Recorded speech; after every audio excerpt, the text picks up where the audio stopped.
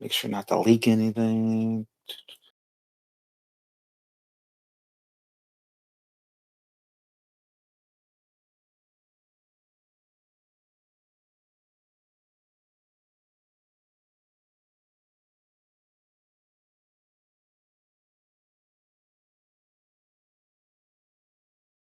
I think staff overview would be the easiest to pull the game links from.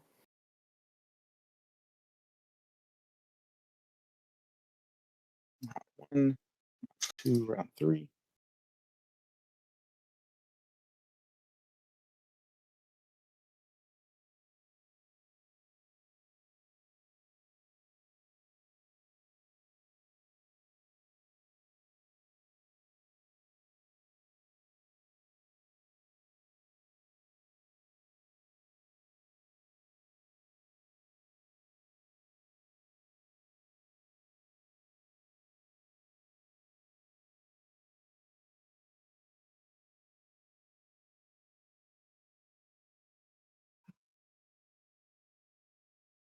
All right, I'm also going live now.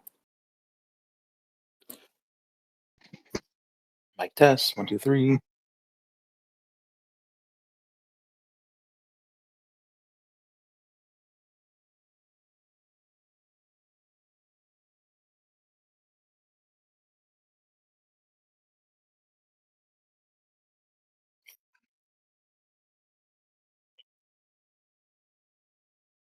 Oh, I've got three monitors. Yeah, it's so nice to have.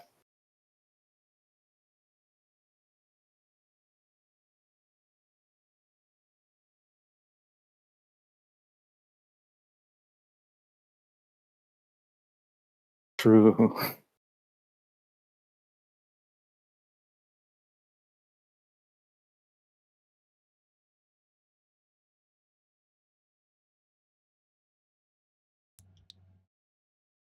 So I am live. I got a 1 minute delay on my stream, so I mean it's gonna help. It's gonna stop people being able to use my stream to kind of, in any way, enhance their gameplay or troll someone else. And it's also short enough that I should be able to interact with my chats before and after the game, so that's nice.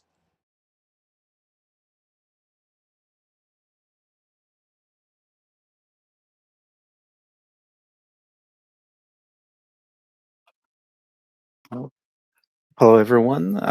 If you're listening, welcome to the first OFM event under the new directorship.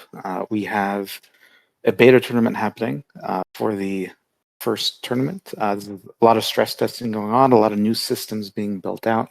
So we appreciate everyone's participation in it. And right now, what we're going to do is just recap some of the qualifier games that are just happened or are finishing up. And then after that, we will look at the semifinals and the finals. We'll watch those live.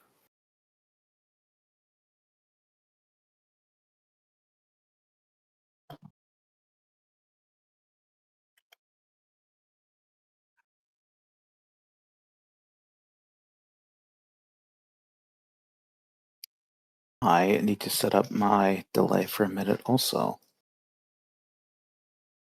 Can you do that once you've already gone live? I think on YouTube you can. Oh, nice. It's weird having a delay. I'm not used to it, but I definitely understand why we need it. If I ever do stream 1v1s, I'm gonna have to make sure I have like a 5-minute delay on those things. So Yeah. people don't Oh yeah. snipe. It's the lonely millennial, says John. Yo, Pingu, Striking Spliff, Drek. How's it going, guys? Sonjamon. So soon we're going to be going through some of the qualifier games while we wait for the semi-final and final. I know that Striking Spliff in my chat was in the qualifiers. Do we know who's through yet, Eagle Eye, or is that not happened yet? We are currently it's a beta tournament, so we are recalculating the games internally. We have all the game links, we have all the data. So we're just resimming them really quickly to make sure that the scoring is accurate, and then we will go live with the semis probably 10 Okay. minutes after that is done. And will the players have an idea if they've gone through, or will they have no idea? Well, generally, if they are in the game and they're winning and getting kills, they should know if they've Yeah. gathered up points. Um, so they should know themselves if they've done well or done bad. But 10 minutes before the finals, they will know if they qualified or not. And it was around 150 players in the qualifiers, correct? I think we ended up having 200 plus 200 participate. and exactly 100 going into the semis. So at least half of you have gotten through. Yeah, it's going to be 50%, since I believe it's going to be 50% of the players will get into the semis. Nice. Lux is complaining about a leaderboard and a point system, I think. This is what these practice Hey. tournaments, test tournaments are for, Lux. Yes, and also the it's really a UI issue on that front. We will fix it for the next tournament. This is a beta tournament, Lux. The point system does work behind the scenes. We do have that being recalculated to ensure that we have the integrity correct.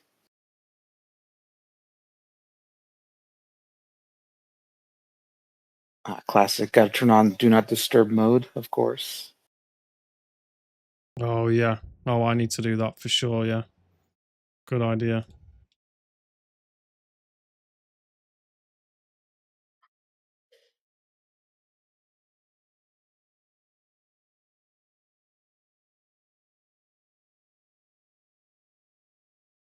Do not disturb me, guys. I am an important OFM caster.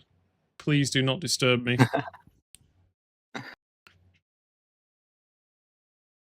Hello, Bingu. Hello, Lux. Hello, Mufker. Hello, Yazin. Are you reading my chat as well? Yours and mine, yeah. Nice. It's a shame we can't With connect three the chats. Yeah, YouTube, Twitch. With 3 Yeah. monitors, it is nice to be able to This have multiple guy. things up. Thank you for the follow, Toto. Mofka's here. We love Mofka. Mofka always calls me handsome.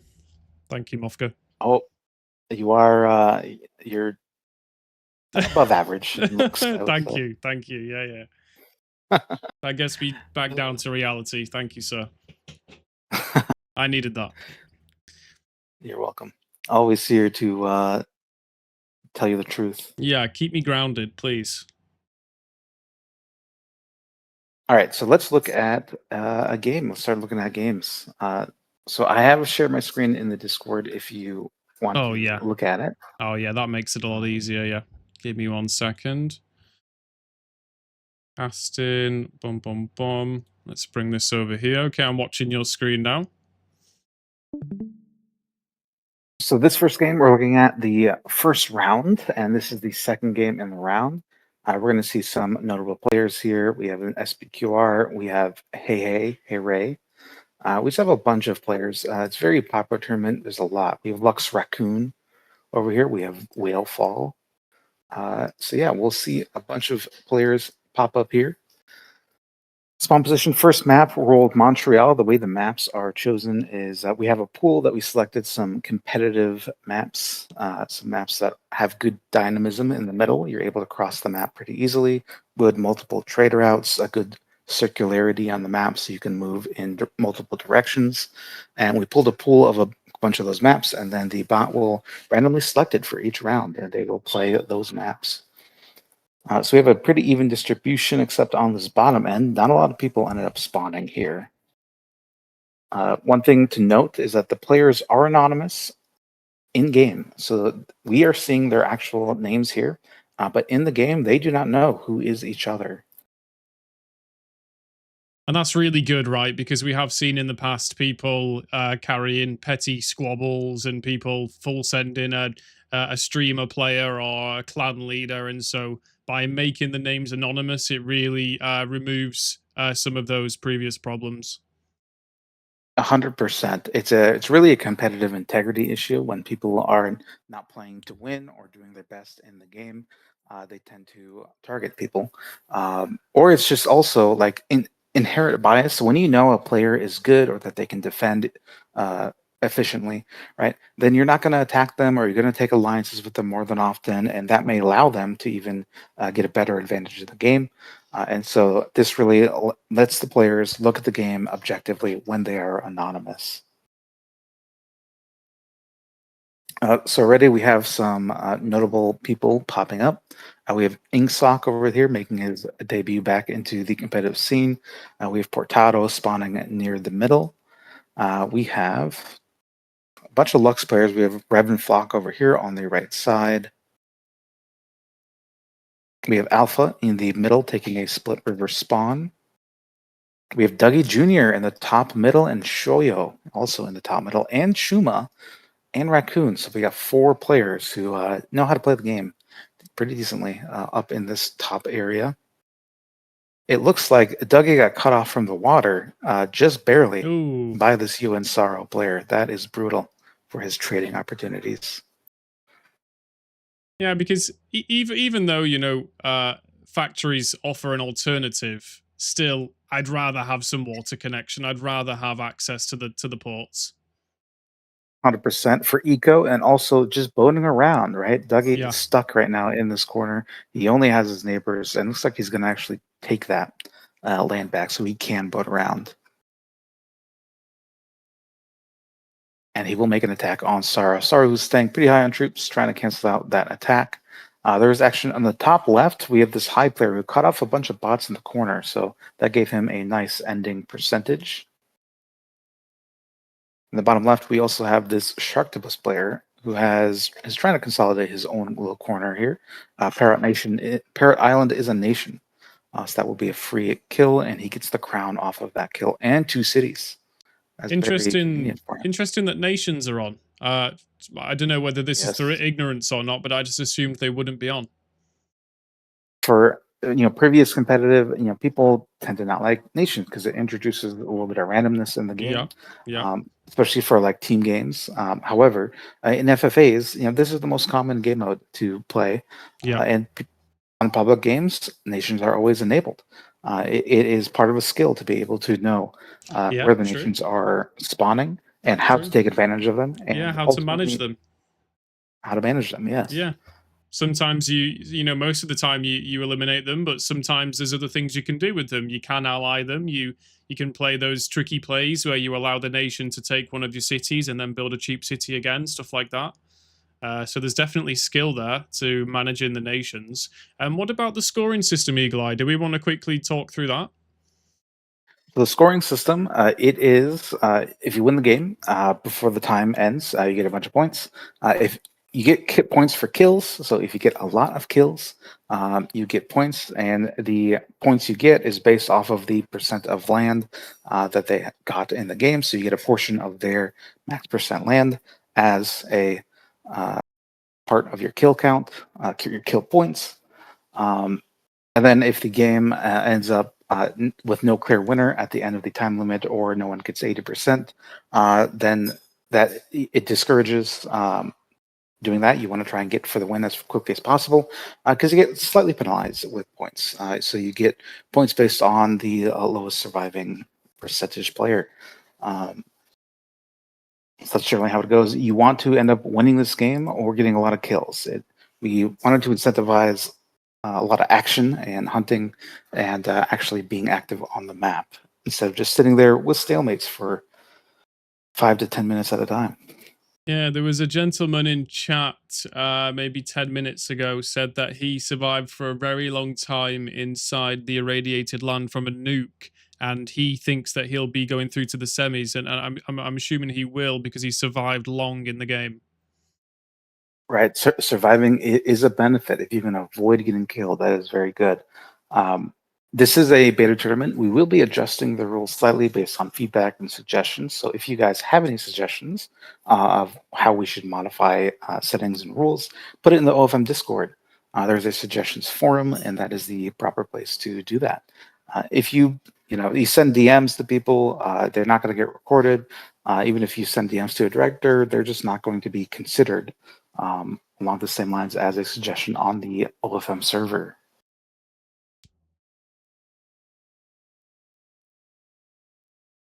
Everything's official now, guys. Everything has to be through an official channel. We've got a new Open Front Masters team, and these guys are super motivated and dedicated to trying to improve the overall experience and improve the competitive scene to improve the game.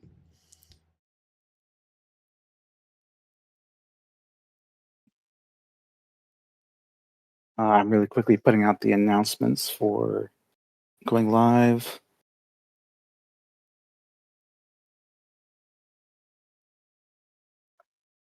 Vilra is saying, ask Eagle who goes through, please. I am 111th. Well, as far as I'm aware, it's only 100 players in the semis. Is that right? It is 50% of players or a maximum of 100 players in the semifinals. However, Vera, we've said it in the chats a couple times. The UI for the leaderboards are not completely accurate. We are re-simulating the games locally in order to make sure that these scores are accurate. So just keep that in mind that what it shows on those standings on the server, they might not be completely correct. So it will depend upon the re-simulation that's happening. Yeah, Vilra, I wouldn't be too optimistic about your opportunity to be in the semis there. Sorry, bud. Was unlucky. There is no luck, Vilra, only skill. Is this OFM Luxters or is this OFM Masters? Yeah, this is OF Masters, not OF Luxters. But generally, if you're a player, if you did well or good or bad in the tournament. So you kind of have an expectation of where you're going to be. If you won a game or you got a bunch of kills, you should expect to be in the next round. If you didn't, if you died early or just didn't perform well at all, didn't get any kills, you're probably not going to get in the next finals. But that'll be determined once we resim the games. So this is one of the three first round games that we're watching right now. Correct. So right now we have Solo is grabbing the crown at 13.6%. We have Alpha right here in the middle, spread out a lot. We have Sharktopus in the corner. We have Lordo and Ravenflock in the bottom right corner. Yet Uni and Bamri in the top right. Looks like Dougie is he got betrayed by Whalefall and big send. The 230k send into Dougie by Whalefall. That is a killer suicide send. He has full send completely. Yeah. So it looks like Whalefall might have decided to do the thing where he gets as big as he can, tries to get killed by 10 minutes, and then goes to the next lobby. It is questionable if that will work. That might not work because of the way the scoring is set. So we'll see if that actually works. I don't think it'll be people. They tried to say it might be a legitimate strategy. I don't think it is. There just isn't enough time to score up enough points. Maybe if you don't think you're going to win the game, but he was in a decent position. So yeah, we did go through the point system, but we've not quite explained the round system. But to summarize it and to simplify it, if you were eliminated in the game, therefore scoring not many points, there was a subsequent lobbies would open up that you could join in, and so theoretically you could try and score points quickly, lose that game, not win, and then hop into the next lobby, whilst someone that's still playing really well and is still alive in the first game won't have the time to join the second lobby because it's starting before the first game has ended. A really cool, interesting system. Definitely the first time that there's been something like this, I would guess. Yes, there have been in regards to rounds and joining. Yes, that is the case. There have been tournaments that have done kill points, and there have been tournaments that do reward placing and where you are at the end of the game, but nothing combined like this. And that full send that you saw on Dougie earlier, that is the type of full send that leaves a really bad taste in your mouth. You remember that player's name. So it's a good job that the players can't see each other's names because that would be bad. Yes, he will likely people who do analysis on the games, they will look at the replays and look at the streams and see who did that. So that might be something in the future. But in during the tournament itself, they will not know who did what to who. Right. So Dougie's in chat saying 9 min betrayals are bad, and am I right in saying it was 10 minutes between each lobby, right? Yes, that is So yeah, correct. so that's what you're talking about. That would have been the meta, yeah, to get as much out of every single lobby as possible and to be dead by 9 minutes, as Dougie has coined the term 9 min betrayal. Interesting. Possibly, it is possible though. If you didn't do enough in those 10-minute games, like you might have not scored any points, and Yeah. you're just hopping lobby to Yeah. lobby, and just full sending and not qualifying at all. Because That's ruining your own cases. you're scoring points based on being one of the last survivors in the game, right? So I can't imagine hopping games is a clever idea. It's really, if people think that they found a competitive advantage in the rules, they can try and utilize this so long as it continues following the rules. But it is really on them if they end up, falling on their face and what they Yeah. thought was an exploit was actually not an exploit. That is up to them. We're not going to tell the players how to score the maximum amount of points.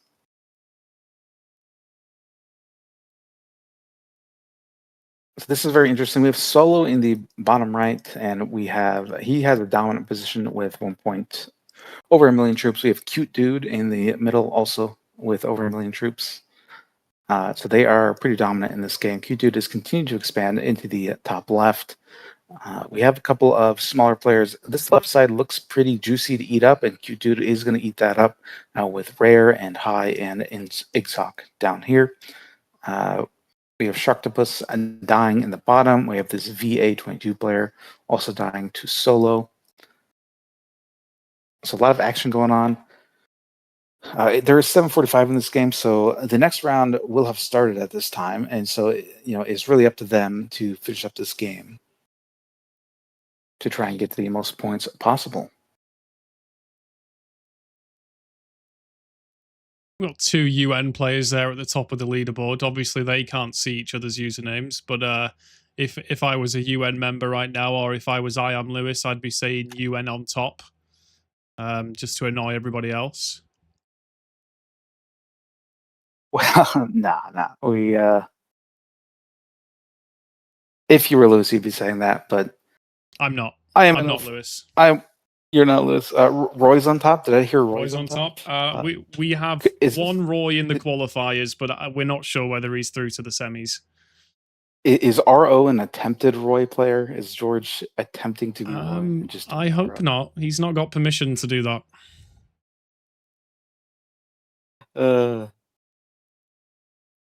So this game right now, we have Cute Dude with 34, we have Solo 26, and Raccoon with 13. These are really the people in the running for it. There is a lot of eco on the board on Montreal. You're able to get those train connections across these rivers and build up a long chain across the map.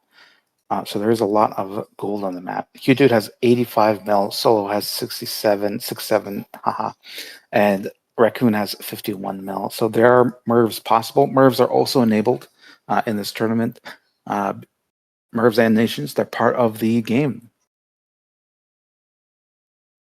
So we are seeing this potential stalemate. You see people going for kills. So this Q2 player, instead of trying to play a Merv game and win big time quickly, he is going for kills instead. He's going for the George player. He's going to end up boning across here to try and get a kill. I really enjoy a scoring system that, on one hand, promotes survivability. This scoring system gives you points based on how many people were eliminated before you. And on the other hand, a scoring system that gives points based on eliminations, because it places a massive emphasis on playing this game of Openfront as if it was your last ever game of Openfront, which to me, from like a realism perspective, seeing countries on a map, it makes it feel more intense, and I really like that.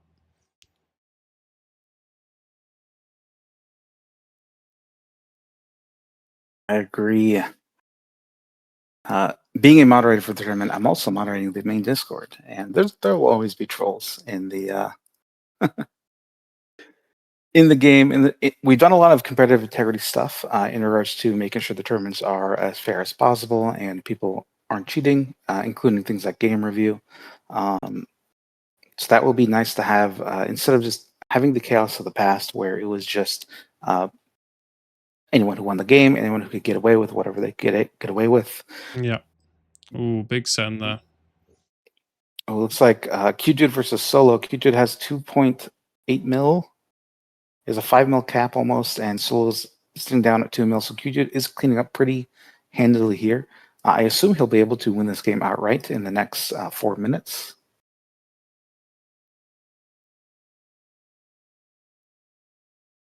Yeah, should we hop on to a different review, or should we see this one finalize? I'm gonna pop open a new game. Kind of random question here. Is OFM ever playing with the idea of game modifiers, or is that something that is OFM trying to formalize the competitive scene with certain formats, or are they gonna kind of have some variety with some game modifiers? Yes. So the special game modes, they are popular. They're very popular with the public in general, and so having them be represented in OFMs is a good idea in general. Not just to draw players in, but there are a lot of people who only play special modes and they don't like the vanilla game mode as much as the special game modes. And so having those players have an opportunity to express their skill or their strategy in those game modes is nice. We are using the minor tournaments as tests for formats and modes. And so if you see a minor tournament with some special game modes attached to it, that should be expected. You should expect to see, a couple different formats and a couple different modes being tested in games so that they can be more accessible to the comp players and that more people who don't usually play comp have more access to the special modes in general. That is generally our mindset of what we want to do with it. And Q2 does end up winning this game, by the way. We're going to go ahead and get to the next game. Let's look at round 2, and we'll pull up a fun little game.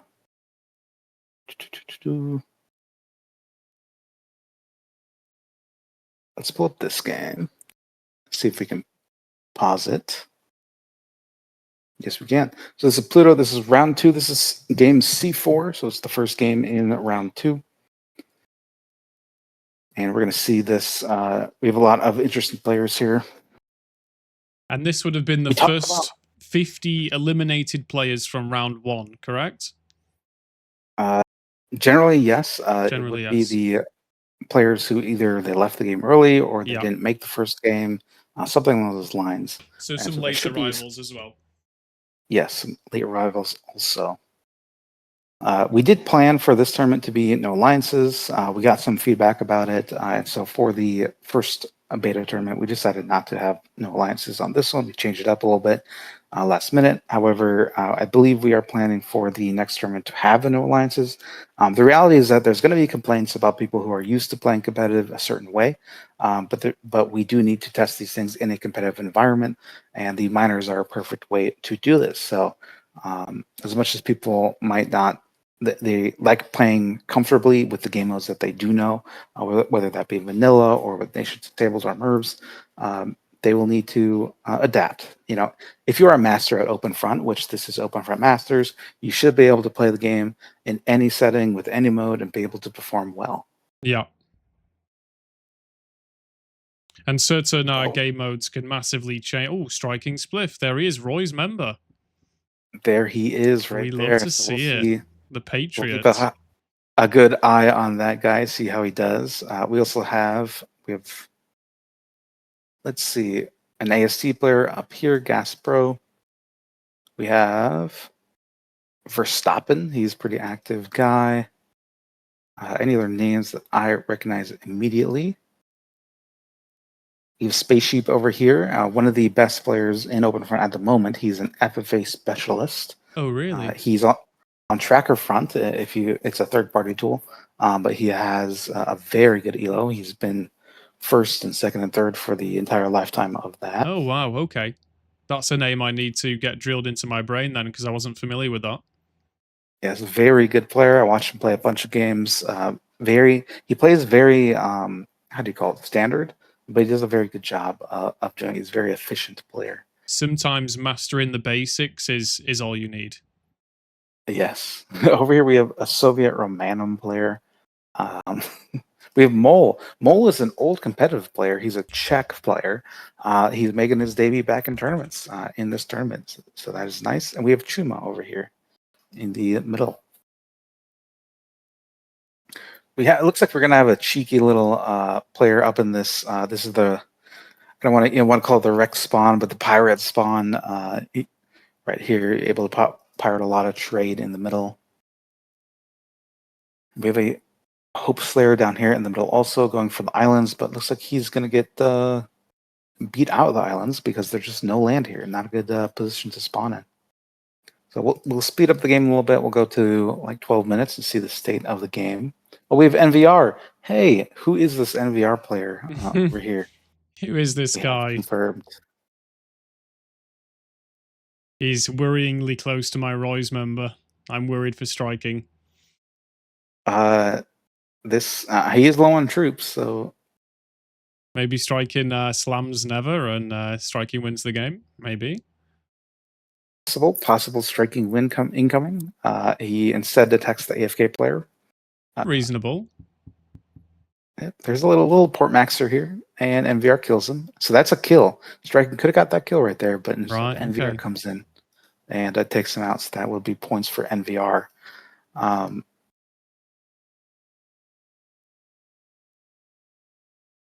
It's very interesting. We got this corner position. This guy's chosen not to make any ports, it looks like. He's just eco-massing with factories.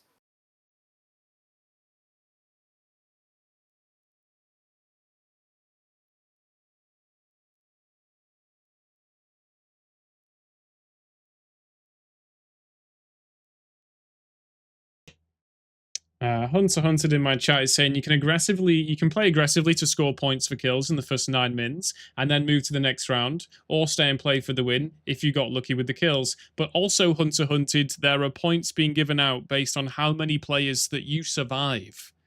So there are points being given out based on basically how many people died before you. Therefore, I would say that this scoring system also places weight on surviving long in the games. So yes, it's points for winning the game. Yes, it's points for eliminations. But as far as I'm aware, Eagle Eye can confirm, it's also points for surviving as many players as possible. You want to do your best in every game. That's what the system generally incentivizes. You can try and hack the system to try and min-max points, but if you are dying early in every game, which is what leaving the game does, you're probably not going to get a lot of points out of that. I really like this point system. There's always been so much conversation in the past with the pros and cons of a scoring system, and I have said many times very loudly that I think a hybrid system is the key. Just meaning that there's points being given out for multiple things, and for eliminations and for surviving long. I think that gives the perfect balance of incentives in the game. Right. I think generally in tournament, you either have to have a lot of games and have it be winner takes all, or like you said, you have to have a hybrid system where you spread out points along many categories to measure the skill of the players. Yeah, you can't measure the skill with one measurement. There's not one measurement. When we saw tournaments in the past with maximum percentage at any time in the game, the meta became a full send. Even if you were 4th on the board, a quick 100% full send might score you 3rd in the game. But then we saw the games, like the end game for those games was messy because everyone just full sent each other. Yep. Yeah. And, those games tend to also help with, they tend to incentivize stalemating, right?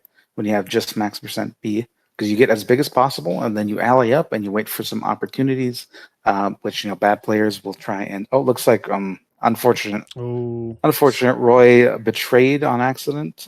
He did a hydro, betrayed, and Oh, NVR is going to come accidental in. betrayal. Oh, striking. We're going to have a private call about that one. No, That is brutal. I do that all the time, to be honest, when we play team games together. So NVR is cleaning up Teapot, it looks like over here. There is a player right here that could be eliminated for points. I'm curious if he has any other positions. Who is that? Nay? Yeah. So that is points sitting on the board if someone can get to him. Dougie Over on says the right this side. system encourages full sending to get out of the game and into the next game, but doesn't the current scoring system, Dougie, give points for you surviving longer than other players? Therefore, you wouldn't want to be out of the game. You would want to be in the game. Because you're also scoring points based on how many other players are eliminated before you.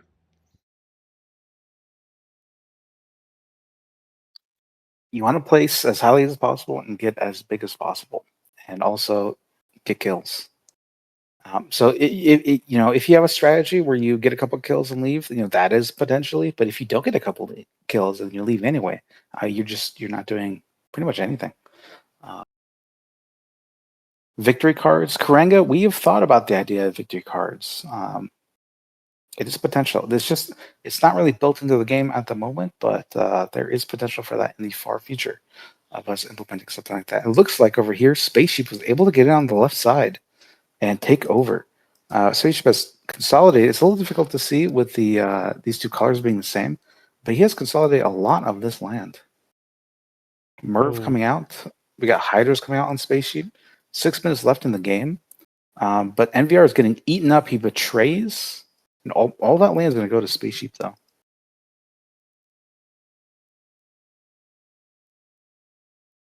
The points per kill is based off of the how well the player you killed is doing. So you get more points for a kill if the player is bigger and has done more in the game than if he just didn't do anything. So if you got early kills and that player didn't get big or didn't do a lot in the game, you're going to get less points as opposed to if you killed like the second place player in the game.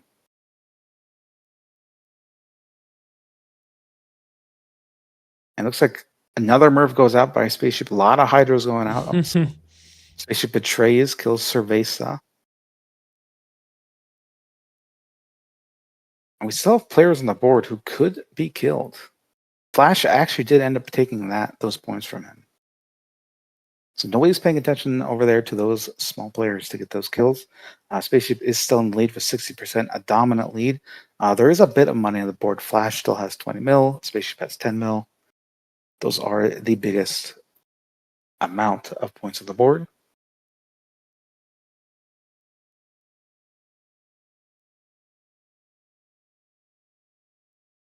We have a whiff of a hydrogen bomb, a misplaced bomb, it looks like. That's very unfortunate to see in an OFM event. We have some little pixels over here by a player. Mini Jamaica could be killable. I don't see any other positions here. So Spaceship leaving a couple of kills on the board in this game. We got Teapot over here too, potentially. Are we going to see Spaceship not push the game and instead go for these kills and then push?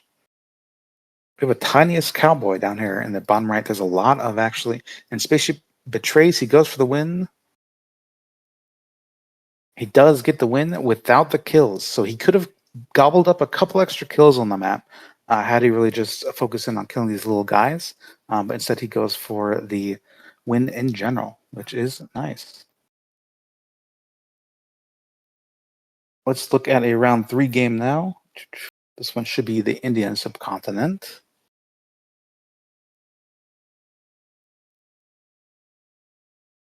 Looks like that's not a possible game yet.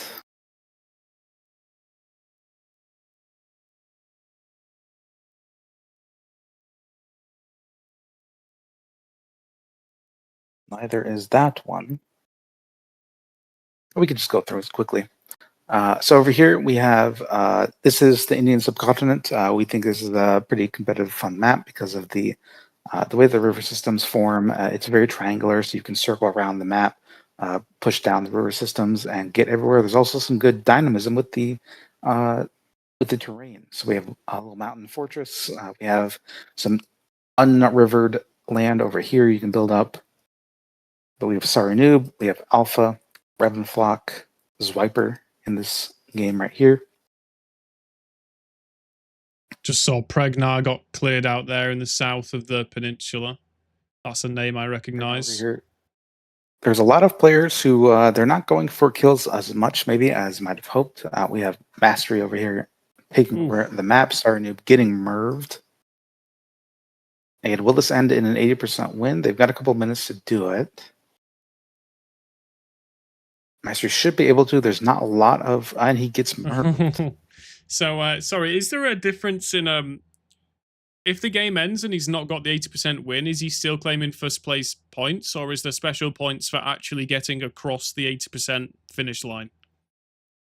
You win by domination if you get across the 80%, and that is a bonus. You do want to win by 80%. It's just whether or not you get a lot of kills before that. You could stall the game out, or you just lose. So that's the difference there. Semis in 10 mins, says Zixa. Zykes are semifinals in 10 minutes. Awesome. So we're going to gear up. Let's see if there's any announcements on.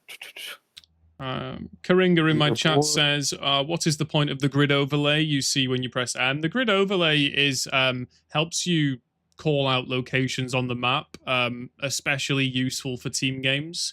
Rather than saying up there in the top right corner, no over there, you can call out the grid location and very directly tell your teammate to fire the hydro over there. All right, so we're waiting for then the semifinal game link to be sent. It's been a little bit of debate in chat about the scoring system, and all of that can be saved for, when the tournament asks for opinions, reviews, which they will do, which they always do. They always want feedback from the entire community, as you know, guys. And Yes, so there will be time for feedback. The forum on the Discord is live for feedback. If you have specific and actionable feedback, not just complaining. I know it's fun to complain, but you can use the forums to give us specific suggestion that is actionable, that we can implement, that you think would improve the game. There are a lot of things to consider in these decision-making opportunities. There are things that maybe are not. You might be used to being done a certain way, but they're not the best for game health or for popularity. But we will take those suggestions in kind. We will take them seriously. We do look at all of them. We do consider them internally, so they are not being lost to the wind. If you put it in the forums and it's a serious suggestion, they are considered.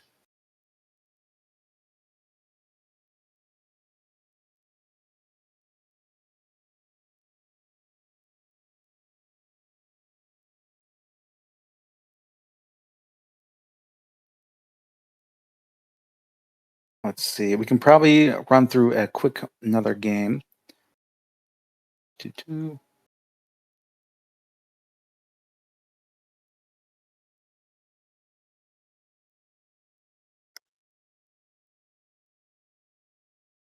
I'm really excited to see the leaderboard. See who got through, see who didn't, see if Valera, who's left chat, see if he got through or not, see if Roy's striking spliff got through.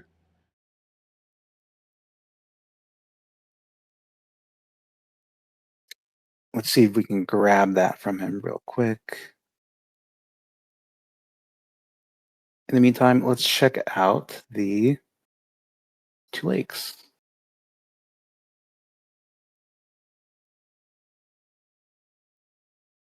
So here we have a game from round 4, I believe. Two Lakes is a big map. Again, with that circularity, we have the dimension in the middle being able to cross.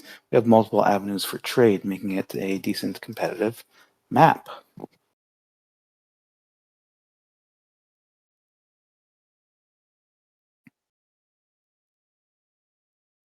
So starting out, being very quick, we have Anto in this game. He has popped up. We have Mole again in the bottom. We have the Sharktopus, who did well in one of the games. We have Aita up 1. We have Royal Pug over here. Whale Fall. We have Heyray. We have Gandhi. I'm guessing that's Is that Gandalf. Spaceship. Gandalf? Yeah. Spaceship getting kind of destroyed in the beginning of this game. That is unfortunate for him. We have Muck Panda, a prominent EU player over here in the left side. And this Make player. Make player is snowballing pretty quickly in this game.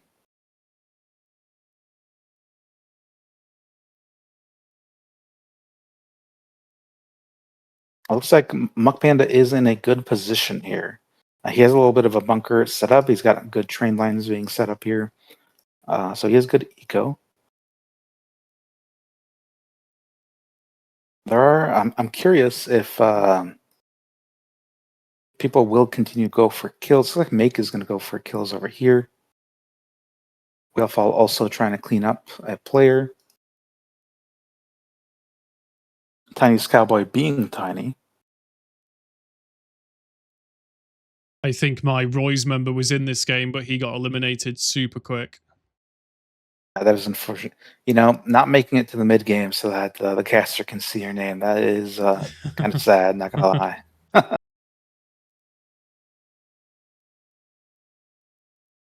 We got 5 minutes here. Lake is a big map. People underestimate how much land you can take with troops on this map, just because it is so big in comparison. Just like there's a lot of pixels on this map. Mm-hmm. And not that many rivers. The type of map where a full send can just roll through the map.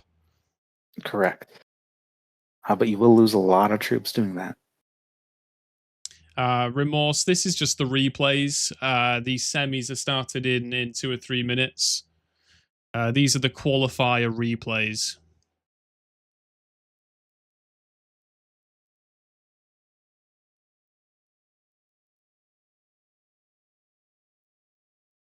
So we're waiting for the. We have the list posted for the leaderboard. Leaderboard. Right here. Okay. So sitting at number 1, we have Spaceship, who has qualified with the most points. Uni, we have this this fart player, Whalefall, Raccoon, Gandhi, Anto. I woke up 5 minutes ago. That is Ultimus Rex, I believe. Imperium Romanum, Make 14. That's the top 10 of the qualifiers. Then we have the continued list down here. So we got a lot of notable names. We have Alpha, Pregnar, Milk Panda again. That cute dude qualified. We have NVR. Dougie. The Sorry Noob, Dougie Jr. You're going to be in the semis. We have a lot of people here. Royam. Zwiper 70th. Potato 65th. We got Paragon. We got Pyrrha. Otto, 75th. Inksock. Pyrrha Mole coming back, qualifying. ICUP, which is Sparkles. We have Revenflock. We have Synphysma. We have Ramen. We have a Japanese player in here. Nice. Spliff finished 111th. There are no Roys in the semis. Oh no. Unfortunate result. Rest in peace. I think that clan might end up collapsing eventually. No, dude. No. We just need more time. More time, okay? That's all we need. True. It takes a lot of time and effort to build up some comp players, so. And if I wasn't so busy casting, I'd probably be in the top of the board there, I think. Now, I think, honestly, hand on heart, I think I could have, like, snuck in at, like, 70th, 80th and been in the semis for sure. For sure. Oh, probably. We have a lot of, like, unknown or, I'm not going to say lower skilled, but less competitive players getting in the semis, and this is where they'll start to get kind of weeded out more. So that was a quick kill. Oh. Sorry. Do we have it? Do we have links for semi? Let's see. I don't see a link yet. It hasn't gone out yet.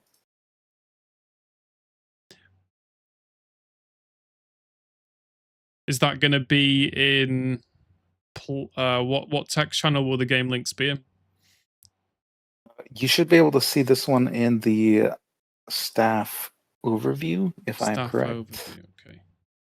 That should pop up pretty quickly when it starts. Right. Okay. Very anxious to not miss the link.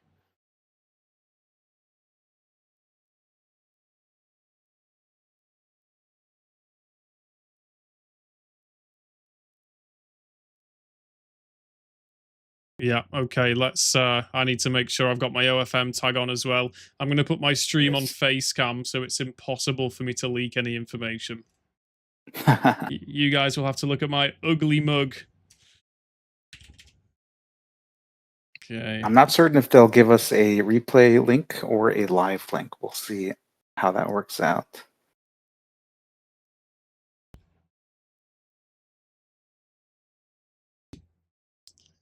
Okay, semis are starting very, very soon, guys, and it was the top 91 players that got through from the qualifiers. So well done to those 91 players.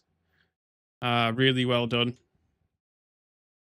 This is the most this is the OFM tournament with the most participants ever so far.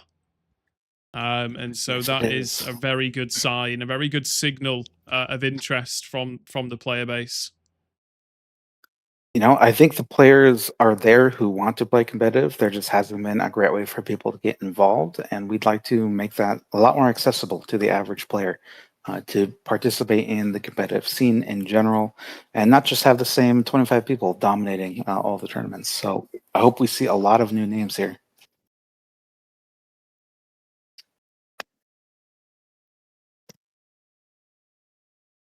Okay, you give me a heads up if that link goes live. I'll interact with these hoodlums in the chat. Are the points from qualifiers still important? No. Are Eagle Eye qualifier points completely gone now? Yeah. Correct. Yeah. It's all about how you perform in this game and the finals game. So this semi-final, 91 players, and is it half of the players to the final or the top 50? It's top 50%. So Top 50%. 50% of the players. So that's going to be 45 or 46 players from the semi-final, and it's just one game, just one FFA in the semi-final. The Yep. top half go through to the final, which is just one FFA, and then we have our winners. Yeah. Perform or die. This is it. This is the grand finals. If you don't do well, if you get unlucky, something unfortunate happens, you disconnect. It's sudden death scenario at this point. What is that mug I'm looking on your screen? Oh my gosh. Huh? I got that whatever just popped up on your screen there with your mug. That was That is a Grok AI video of me being angry. you being angry.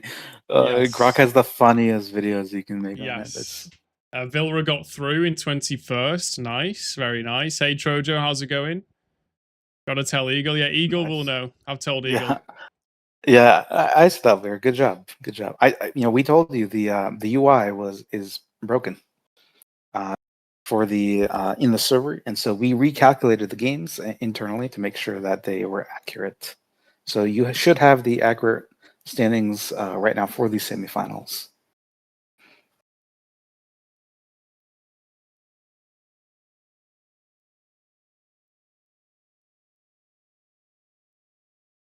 Top half based on points, and final is just based on land. Okay, slightly different scoring system for the final.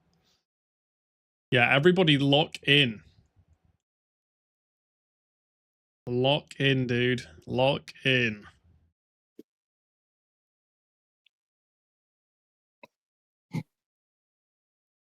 Where did that leaderboard get posted? Sorry for my boomer technology non-understanding. Players-info. Got it. Awesome. Okay. Players.info. You can pull that up to the stream. I don't think anything will be leaked if you just look at the leaderboard there. Yeah. So people that only just got through. Let's see if I recognize any names. This iCup, I've definitely seen iCup before. Mole, the Czech player you mentioned, only just slipped through at 76th. Revenflock, that's a name I recognize for sure. 84th. That was very close. Villery says he got 21st, but he says he wasn't feeling positive. Now, how is that right? No, So Villery. Did I it misunderstand looks. Villery? I think that's his. That's one of his anon names that he goes by. Right. So he must have, yeah. To think that to be not sure whether you got through to then score 21st on the board, that's insane. You must have got If there very is, lucky. he might have been a little confused. Lyra might get confused easily. Yeah, true.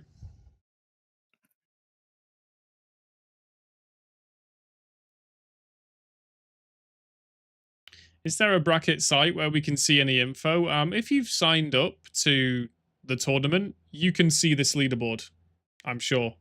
Zeltrek says, yo, did you make open front? Yes, I did. I am Evan. It is me. No. No, I didn't. A good guy called Evan made open front. Semis are starting soon, Wheeler. They are starting imminently. We're waiting for the game links to go out. What does the star mean next to the names in the leaderboards? You know, I'm not certain. They're on about half or 60% of all the names. That is a Zixer question, but I'm sure it's Zixer just like a question. categorization thing. Chuli placed 15th on your first tournament. Happy with that? That is very good. That is very good. Good job. Well, Chewy, you haven't placed yet. You've qualified in 15th position, but you have not placed yet. This is just the qualifiers, guys. There is a semis game where the top 91 players will play again, and then the top half of those will go through to the final game.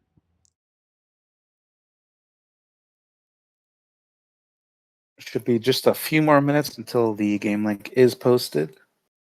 We're gonna have some live casting going on.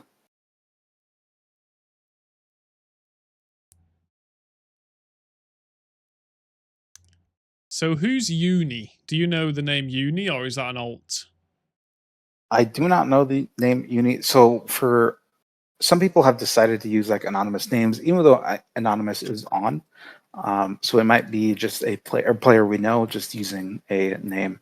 It might not be an alt in itself. We will be running integrity evaluation after the tournament before we post the final results. If there's any questions about that, in order to make sure that there are no alt situations or any kind of competitive integrity questions about the results of the tournament. So we'll know generally when the game happens, how people performed, but the final official results won't be until a little bit after. I can't really think of much reason to play with an alt, considering everyone's names were hidden. Yeah. If they were moderated in official open front before, like OFM is abiding by all official bans, for example, and so if they're banned from open front, they try and get in on an alt, thinking they can win something, but ultimately, like we have some decent integrity processes which are being implemented, which will be able to catch pretty much everyone. For the minors, there are no it's not like there are rewards. You're not winning money for the minors. You do have the opportunity to qualify for the major tournaments, which will be mostly invite. So there, but those will be screened a lot more, and those will have the prizes actually available, whether it's money or skins or plutonium, which will be awesome. Add Maybe in Enzo. Enzo does love using word names. As soon as the cash prizes get involved, things can sometimes get interesting and more complicated. Yes, that's why it needs to be very heavily moderated. Yeah. And obviously, the pros of the cash prizes is that there's real hunger to play and to win. There's a real incentive. A lot of the guys playing are maybe young lads, and a bit of a cash prize. Is a big prize, isn't it? People like cash. So obviously increases the hunger and the drive to play and to win, but with that comes people trying to skate around the rules, to find ways around the rules, and yeah, that's why the OFM staff, like Eagle Eye just said, have to be on the ball with how they manage these things. Yes, and remember, this is the first beta tournament. We are implementing a lot of new systems that just didn't exist in the past. There was no integrity process. There was no automatic game hosting bots, no sophisticated stat tracking, anything like that. Nothing was being implemented, and we are implementing it. Kind of we're turning OFM into a professional esports organization. That is the end goal of our process here, and this is the very first iteration of it. So we hope you guys stay with us and continue on our journey to actually making a good organization and some entertaining gameplay. Any news on when we get the semi-link? Is there any delays? Anything going on? I don't see any news. We are kind of subjugated in this casting voice channel. I don't mind if you want to poke your head in. I'll try and entertain. I suppose you've got your own stream going on. Actually, no, you can't do that. Yeah. I'm messaging right now to see. Let's do an FAQ while waiting. While Zixer is updating the semis. Okay, so he's doing some small integrity checks. That's fine. Do you have some more questions about OFM in specific? Otherwise, I will also pull up another game we can look at.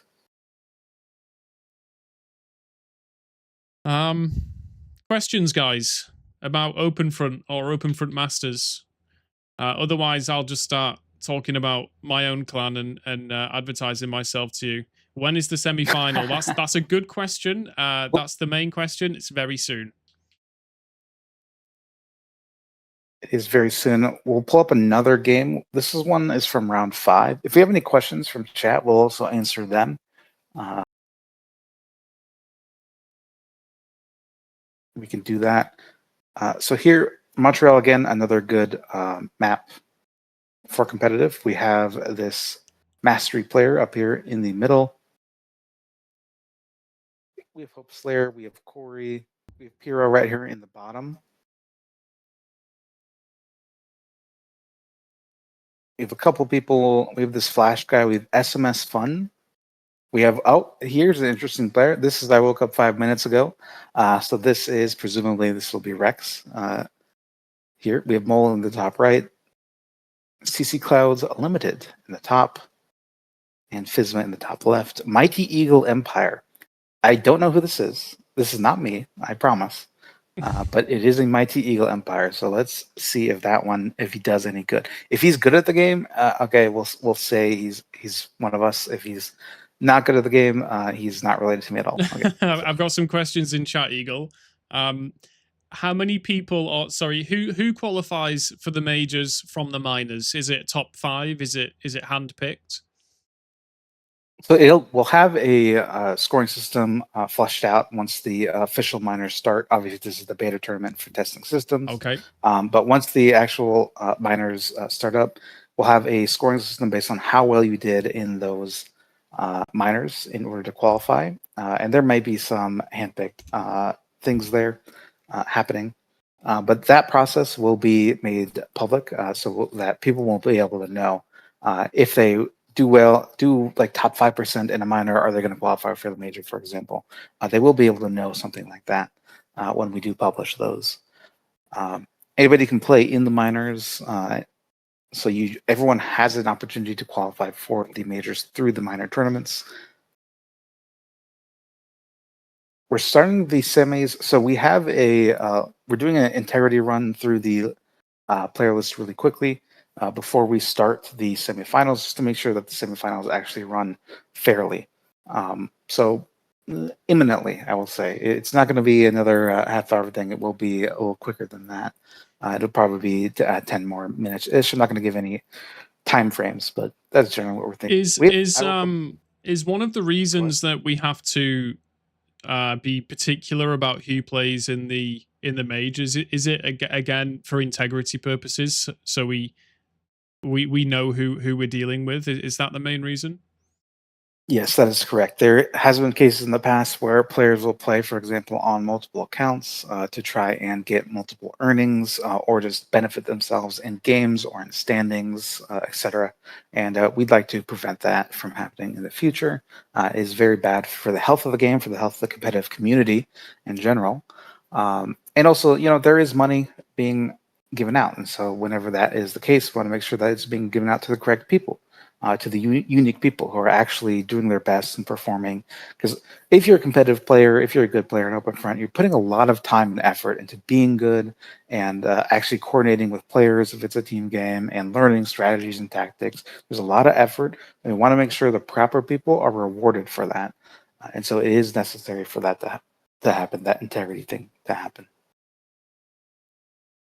Because it is just a browser game at the end of the day. Not to try and down talk the game, it is a browser game. It is free to play.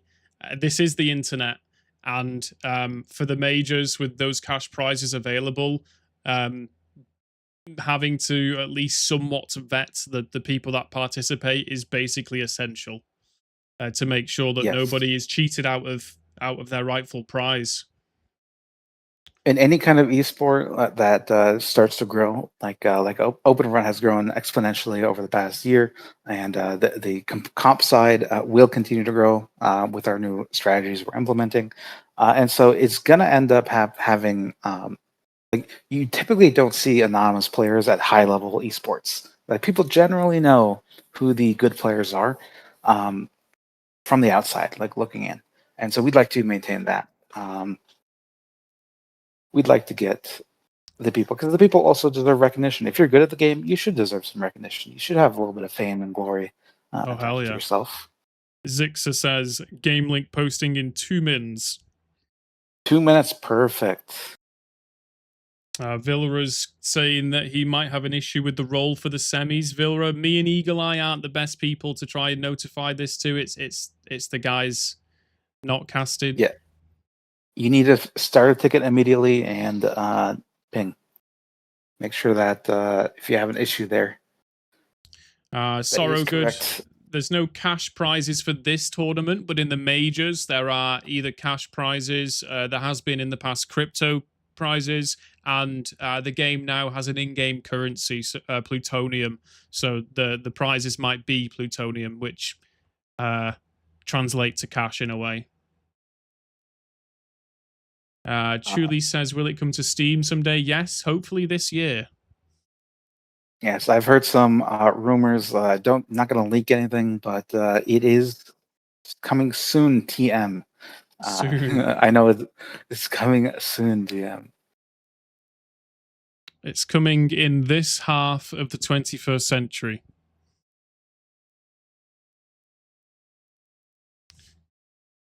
I am hyped for this link. This is one free-for-all game where the 91 people that qualified are going to be through to the final. Sorry, half of the 91 people will go through to the final.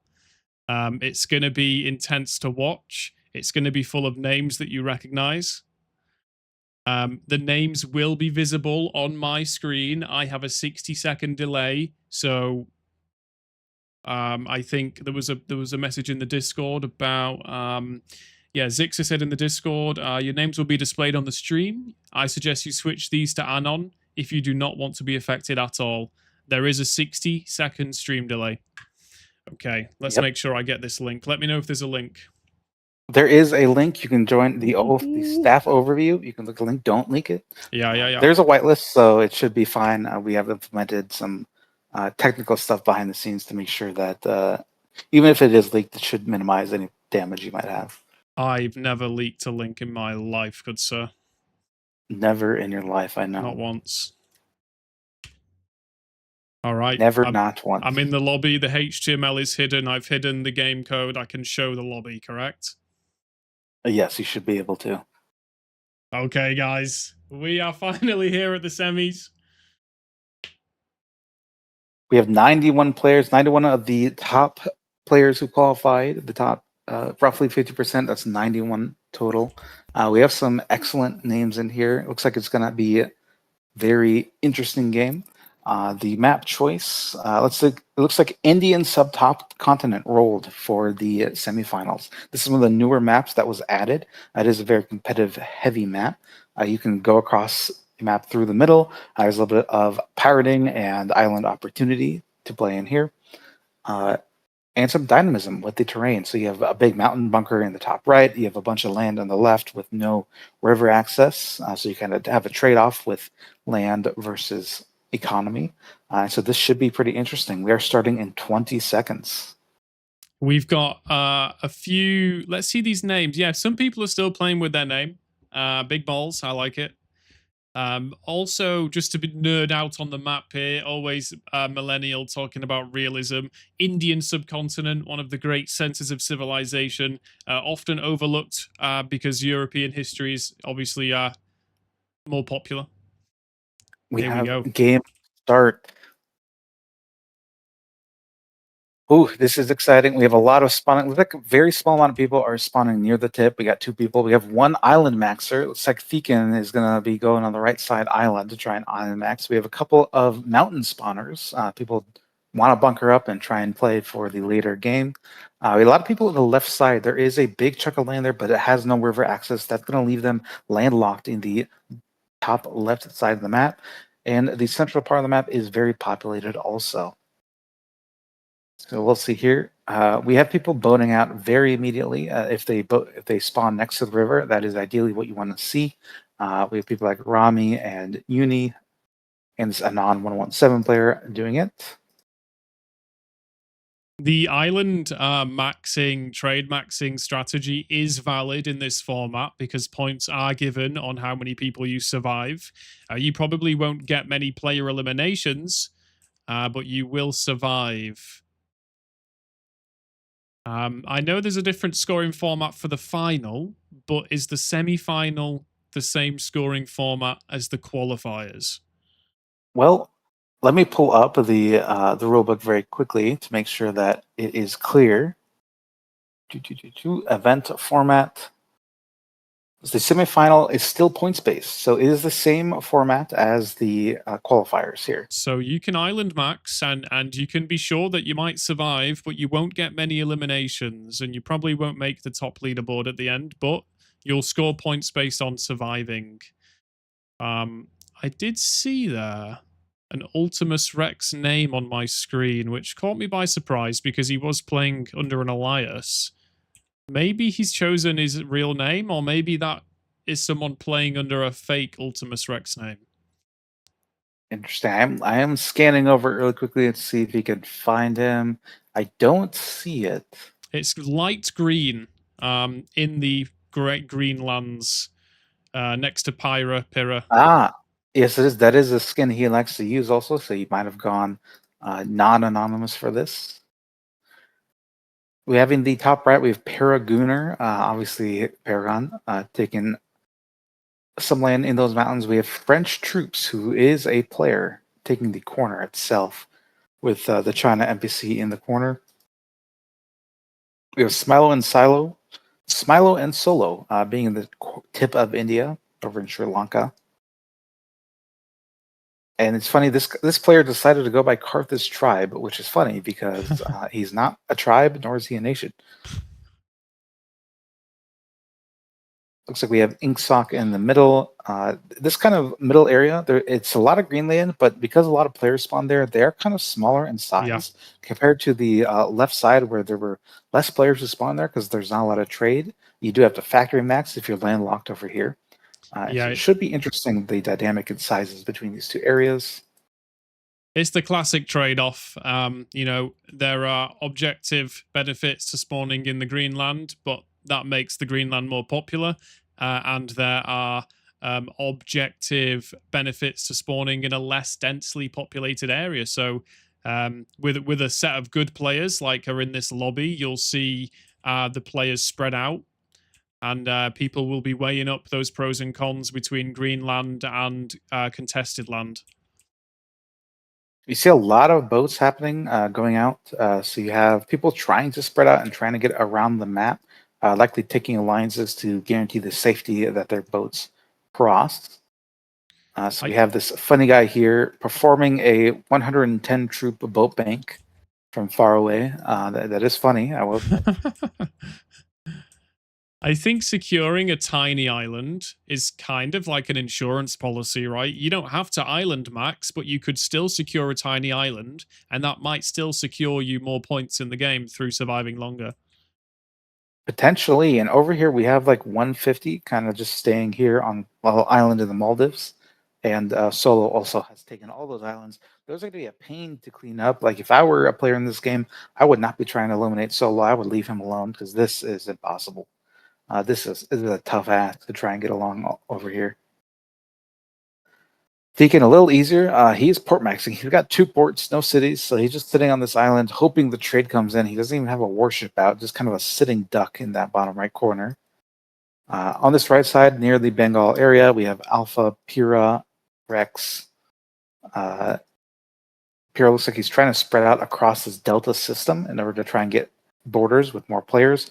We have Portado. Portado betrayed and he dies in this game. Doesn't look like he has any other positions remaining, so that's going to be done for Portado in this game. That is unfortunate in that regard.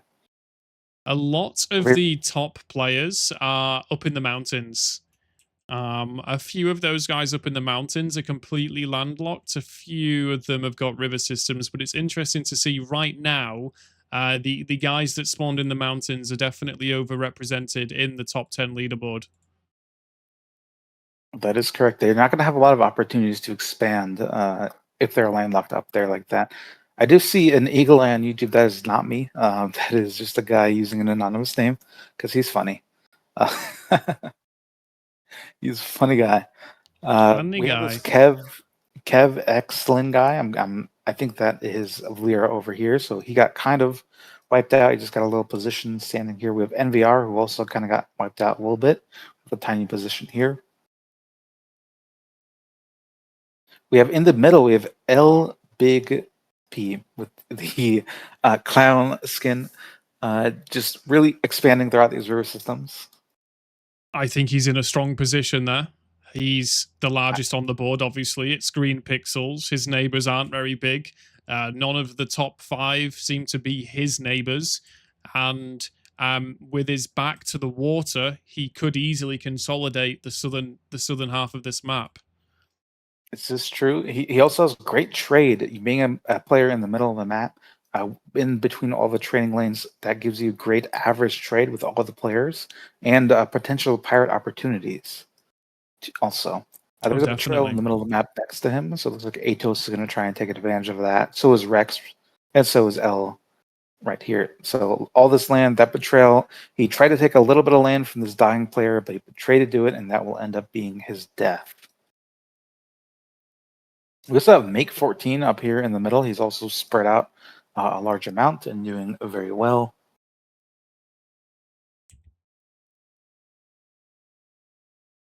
Let's see who's in second place. Paragoon are in second place, kind of spread along the eastern border.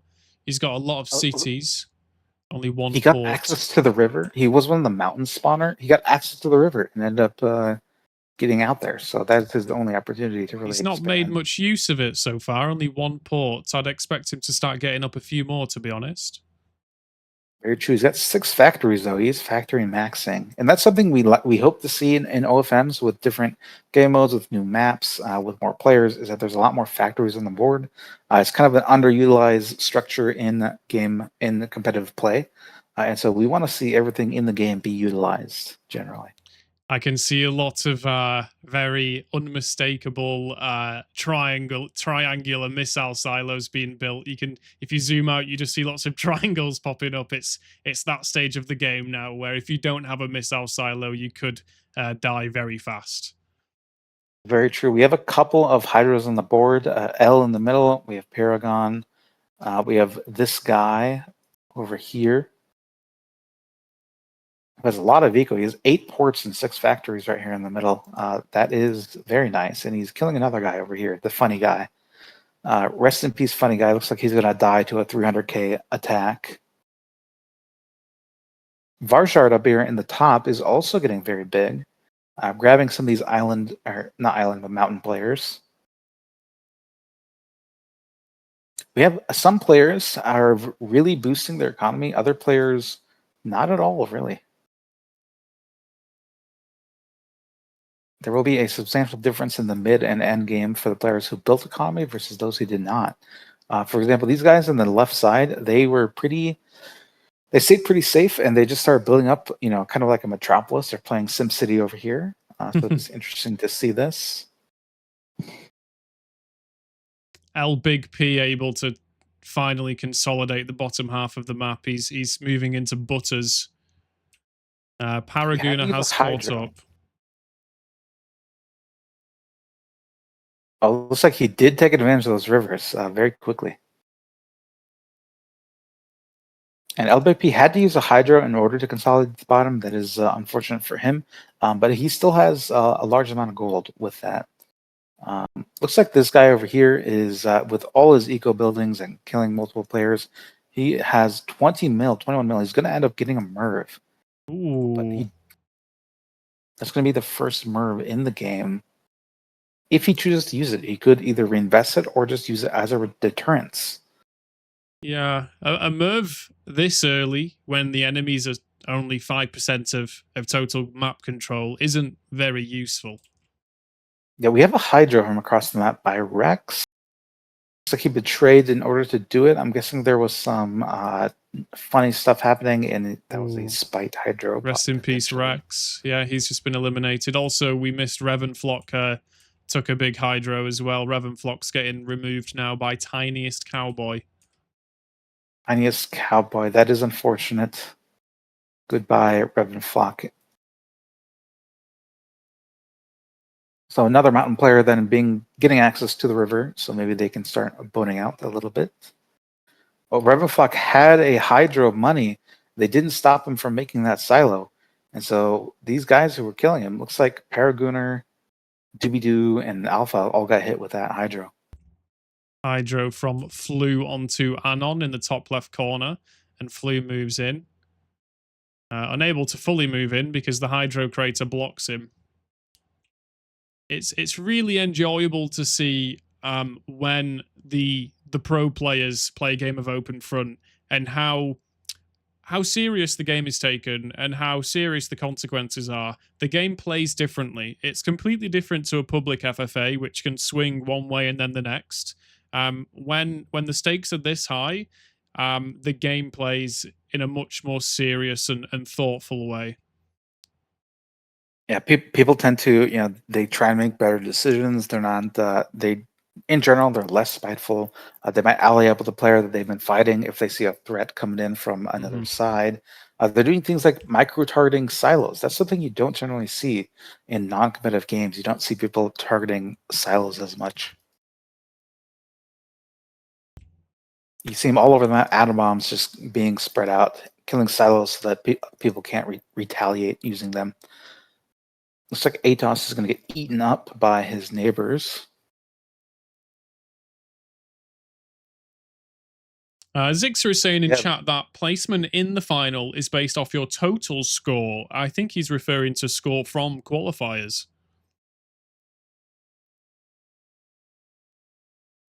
Or is he referring to score? It's based off the score, yeah, including the qualifiers score. Including the qualifiers, interesting. Right, so if you're at the bottom of that qualifier list, you do need to perform a little better in the semis to get to that finals. Yeah, we may have misled some chat members there on that one.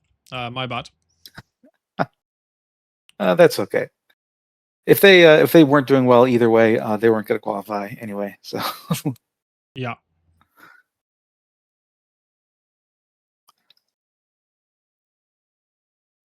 This is a big city being built on this left side without having any port access. They are building up a lot of economy here. We have a guy with 21 factories. He's playing World War II simulator right now with his industry.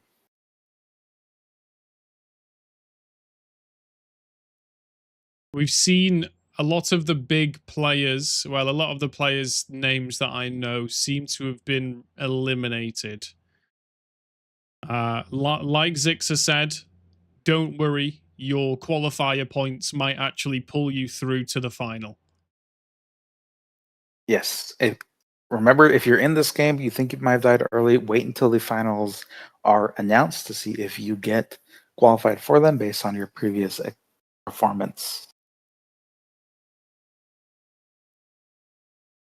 Milk Panda, you got hydroed on that Revan flock. That's unfortunate. And we are getting eaten up by this guy over here. So that will be, and he betrays to give away his land. Not really giving away anything significant. Give away one city, it looks like. It's still L We have a Big P. mitochondria. Oh, where's the mitochondria? Who is he? We have Ramen, one of the Japanese players, over in around the Gujarat areas. He's building up. He's got 33 factories built up now at this point. No access to the water. He's just going to be eco-maxing. Whereabouts is that? That is funny. In Gujarat, next to Argonaut, to the right of Argonaut. To the right of Argonauts.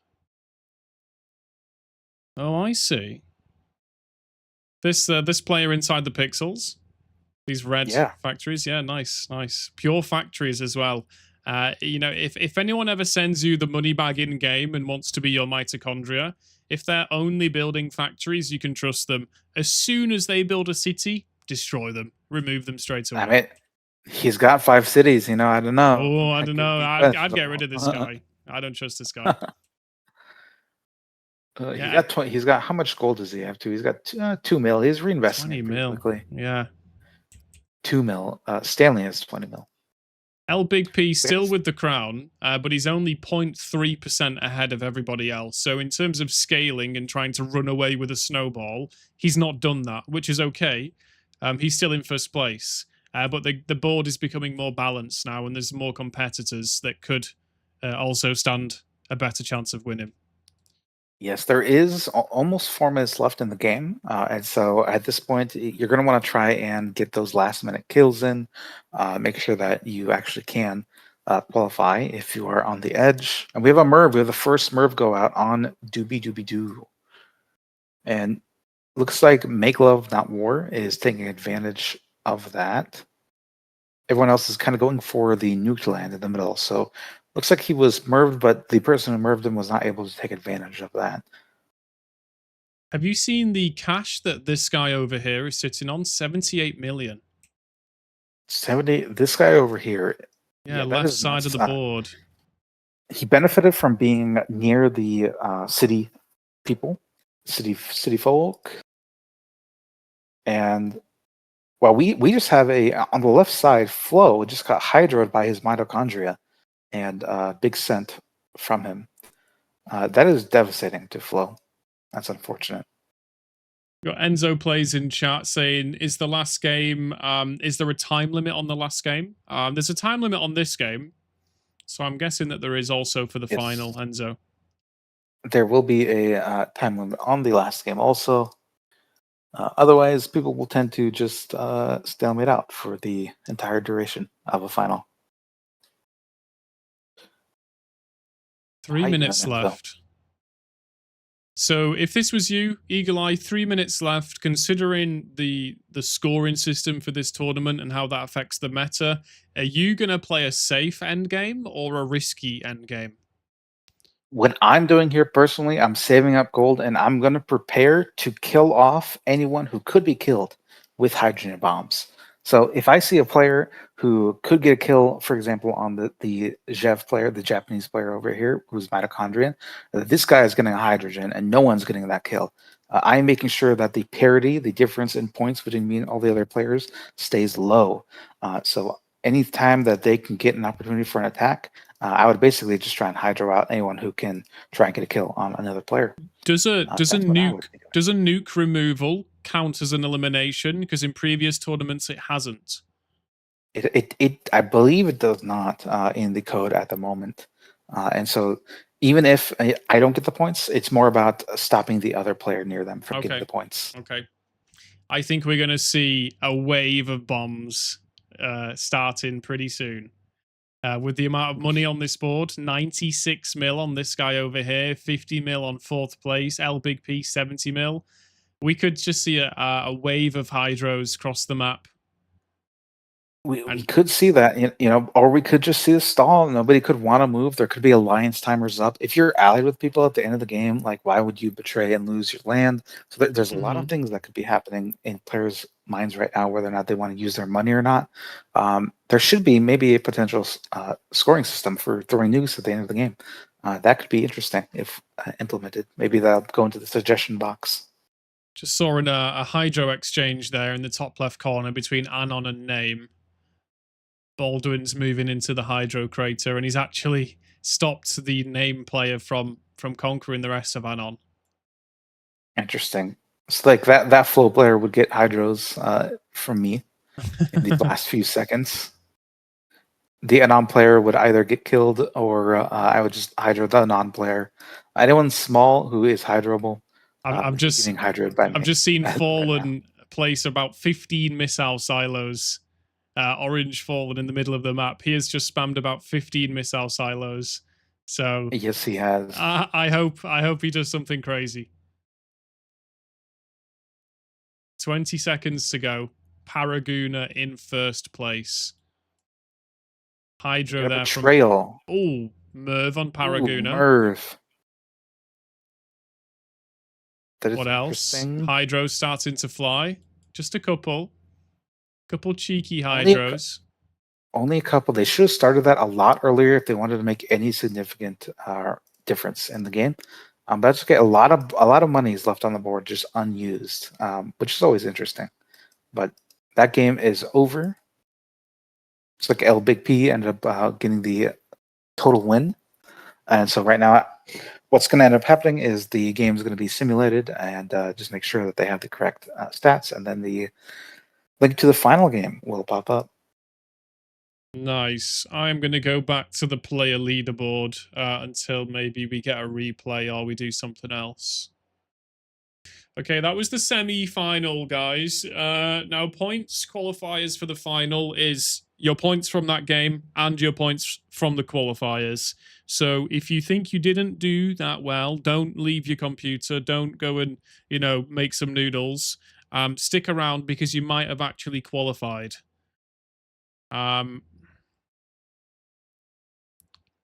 So yeah, we will see.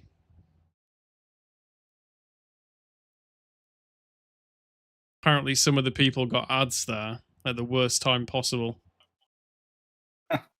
That's unfortunate. There won't be ads on the VODs, guys.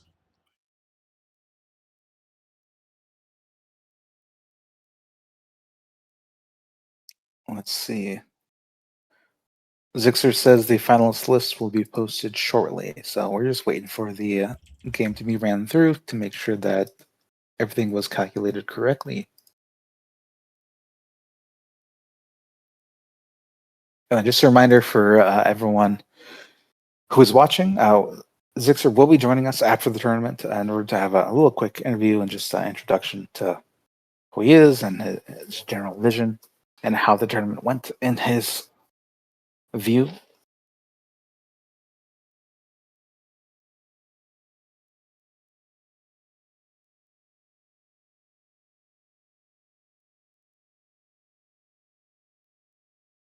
I wonder how many people had to watch ads right there. When will the final be? Soon, very soon.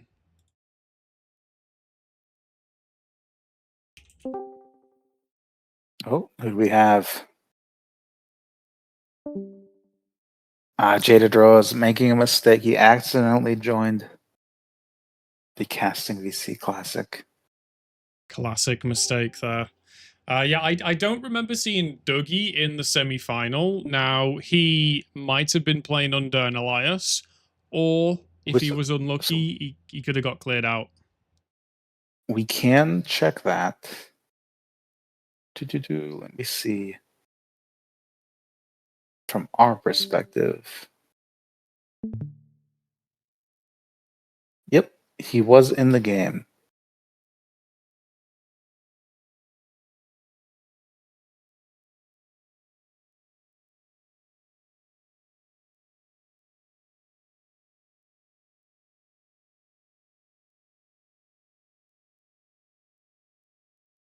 He was in the game playing under the Dougie tag. It looks like he was playing as Dougie Jr. I just I didn't didn't. see him. I didn't see him. So yeah, he might have might have died got pretty early. cleared. Unfortunately, I saw Rex didn't go that far. I think he survived until the mid game, but then he got cleared out. It could be good enough because he was high up there on the leaderboard to qualify for the finals. Yep. Pug says he has a flight to catch, so even if he qualifies, he can't play. Oh, Dougie changed his name. He was alive. How far did you go, Dougie? Oh. Obviously, there's a 60-second delay, so we'll hear back from him soon. Sneaky Dougie. This stream delay is horrid. Soviet people would use the stream to ruin other people's games if there wasn't a delay. And things that the casters notice that the players don't notice, and it is possible, it happens all the time, would also affect the game. I can't even begin... I can't even exaggerate how many times I have said, oh, look, there's a easy, atom bomb on this location because there's this amount of constructions and no SAM sites, and then it happens in game. So without the delay, the casters can affect the gameplay, which is not good. You've never watched a game of football or baseball and the commentator affects the gameplay. So we wouldn't want that to happen here either. Dougie played his name. Right, Dougie was top left playing his name. I see. Okay, so he did do decently. Nice. Very nice. Very nice. I'm quickly going to get a drink refill. I will be 30 seconds.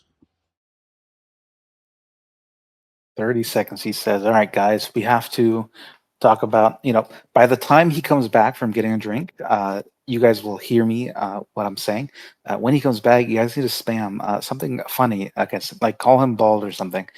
We need to make sure you call Lonely Millennial bald. Just start typing it now, and then when he comes back, he'll see everything. Yeah, perfect world, no stream delay for sure. That is ideal. Right now we're still waiting on the semifinal list. I believe it's being run through the analyzer to make sure that we have the correct points attributed to people. There is going to be one more game left in this tournament. It's going to be the finals. We're coming up on the finals. The finals. I wore my headset to the kitchen and I heard a conspiracy. What's going on? I don't know what you're talking about. I don't see anything in chat either, so they didn't listen to me, obviously. There is a delay, so whatever you planned might be about to happen.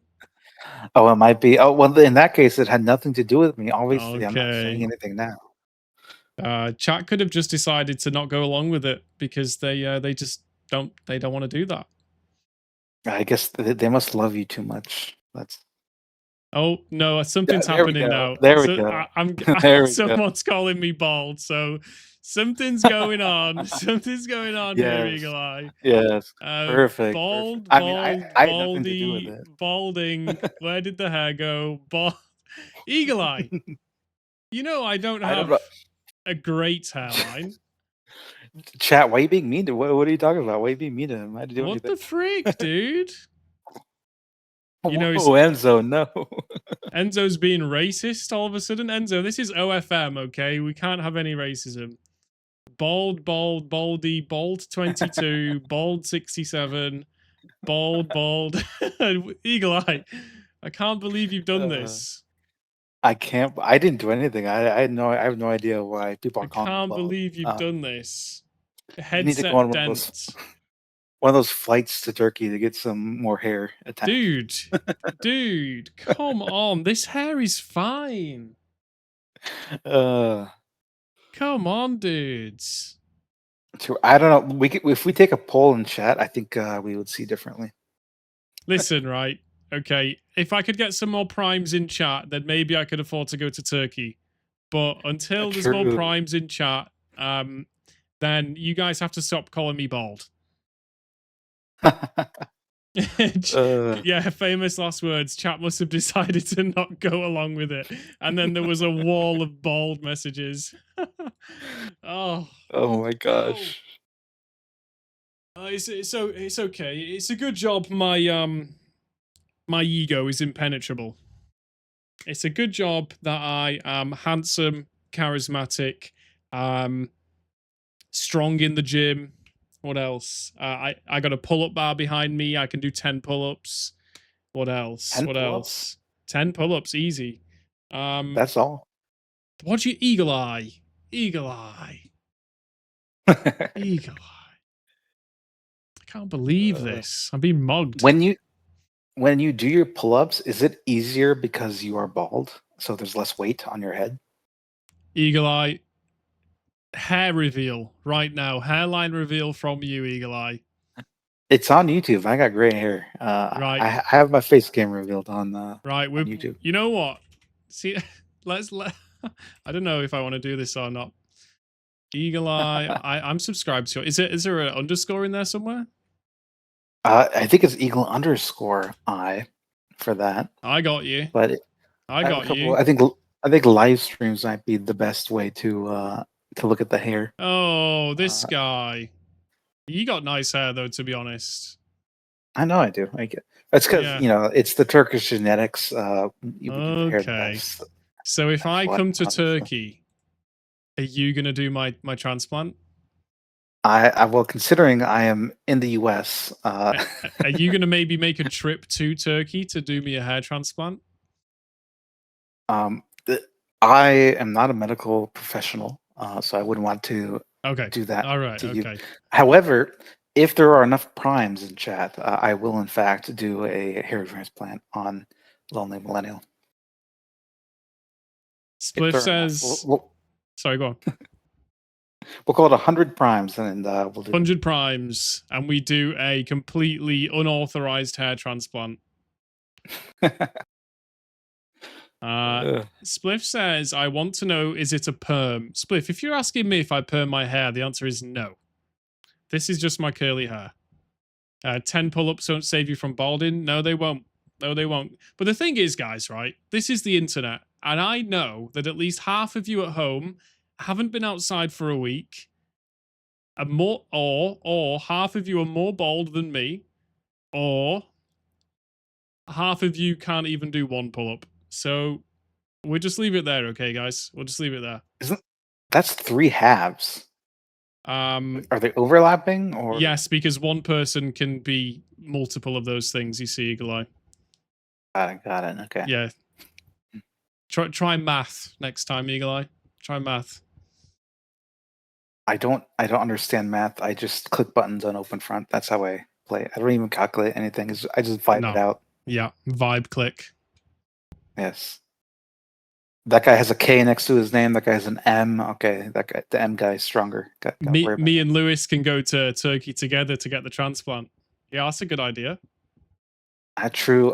Have you seen Lewis's hairline, dude? It is I have that seen is it. bad. And look, I'm not the type of 3 person. or 4 transplants. Yeah, he's gonna need a lot.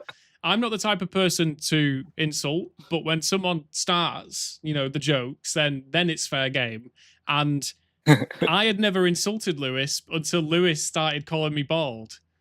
And Lewis called you bald? Lewis called me bald. And then when he gave me a face reveal, I was just shocked. Because I can't imagine calling someone bald when being super bald. I just can't imagine it. Maybe you should be careful. If he does your hair transplant, he might make you bald instead. Yeah. He might steal your hair from you. Yeah, I don't want that. No, I don't want that. So my mega plan is to become OFM #1 streamer. Open front becomes the biggest thing ever, thanks to me. Evan gives me a COO position over Lewis. I become Lewis's boss. Then with all of that plutonium, I go to Turkey and get hair like you, Eagle Eye. That's my grand master plan.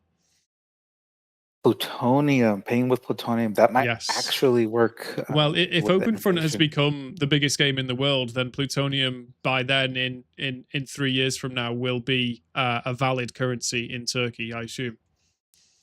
True. When are we launching our crypto coin? That's the question.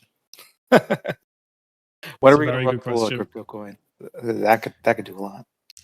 Vilra says to me, "What do you mean you don't insult? You said to me fringe reveal. That wasn't an insult, Vilra. You just the title of your stream when you was playing that game was face reveal.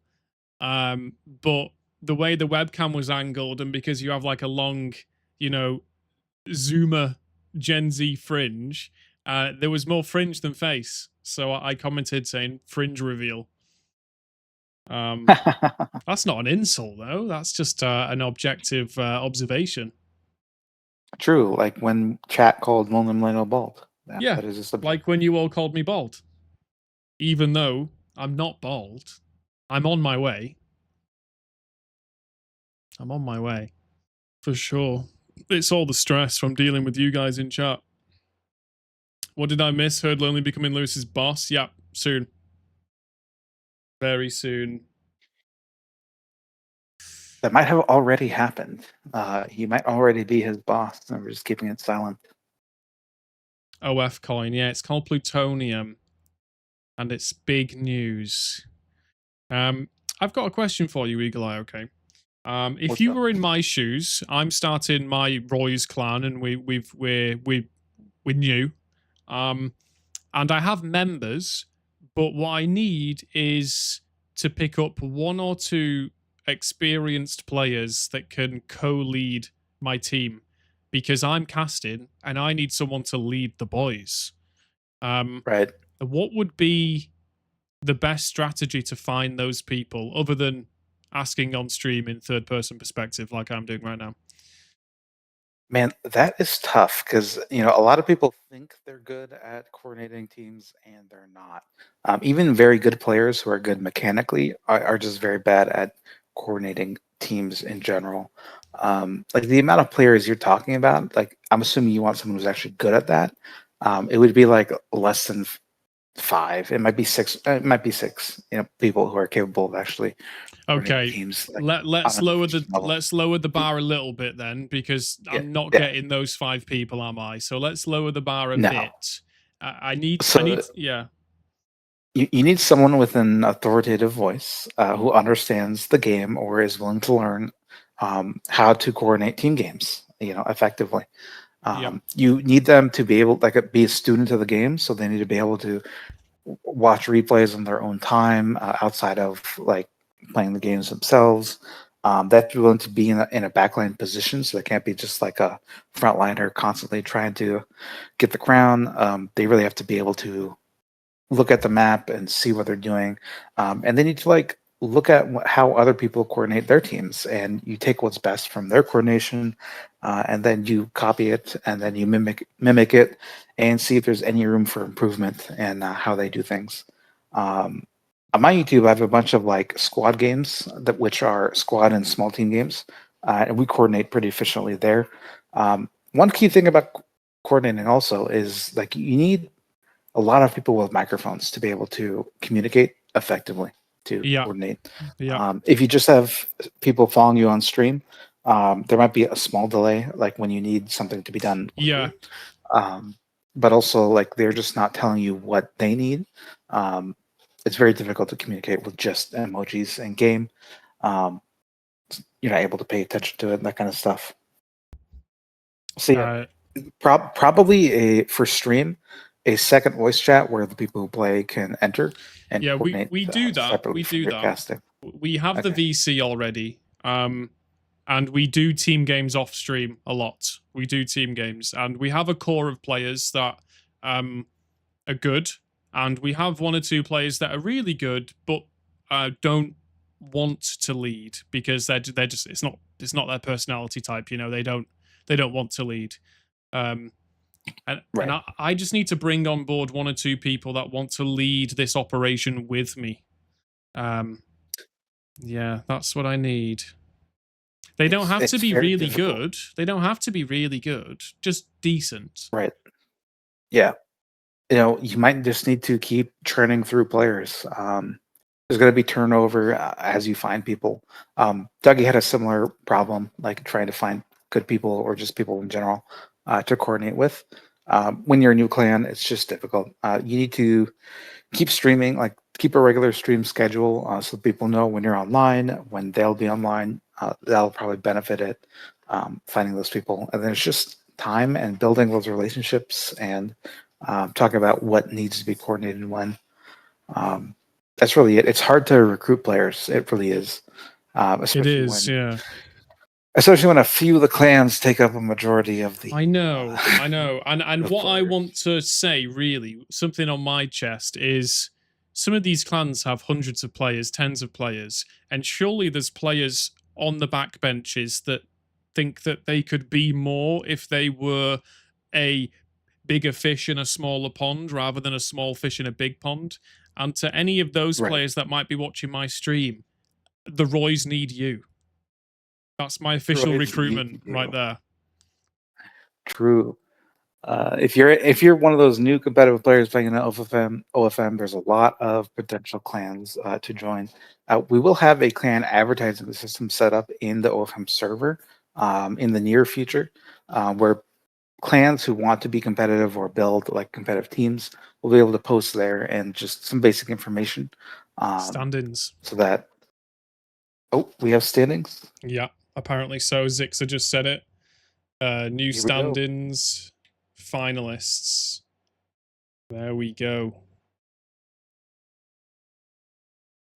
All right, so we have Omnu. We have this guy over here, Fallen on 117, Make 14. Uni, Solo, Mudlicker, Make Love Not War, and Stanley all staying in the top 10. At 11, we have Rex. We have some recognizable. We have Alpha 13. CC Clouds at 21. NVR getting in. Pira getting in. Vlera getting in. Aki. And Deacon. So we got some interesting players. And Name, it looks like. Name, that's Dougie, right? Dougie got That's in also. Dougie, yeah. Nice. Nice. It's kind of Uh, some, unfortunate that, obviously with the alt names, it's hard for us to keep track of who's who. right. We have But some notable yeah. eliminations. People like Ramen have been eliminated. Cheese Maxing, unfortunately, I know he's in chat. He's been eliminated. Patanek, we have Revan Flock, he's been eliminated. Portado, the saddest person to see gone. He's gone. Ingsock, Eli on YouTube, which is not me, obviously. Eagle Eye, you got But eliminated. I got eliminated. You suck. Zyper got eliminated. Sorry, noob. And Mole got eliminated also, looks like. So some notable eliminations for the final round. This guy here, Royam Durex. Yes. I recognize that name. I think from the Bagno tournament. Yes, Ram is another good player. Was he eliminated or did he pass through? He eliminated in 84th place. That is unfortunate. So he will be out also. Czech Mole eliminated as well. Unfortunate, Mr. Mole. You didn't tell Eagle, so sad. Villa, I tell Eagle everything you want. What do you want me to tell Eagle? Tell Eagle Dougie did find someone good. Does that make sense to you, Eagle? That does make sense to me, but yeah, maybe he did, maybe he didn't. Let's see. Villa is so very handsome, says Stream Elements. True. Oh, you have commands for handsomeness? That's not a command. That's Stream Elements. Interesting. That's not me. I didn't do that. Huh. Stream Elements will randomly pick a chatter and then randomly pick one of the 10 pre-scripted descriptions I've gave it. Some are nice, some aren't nice.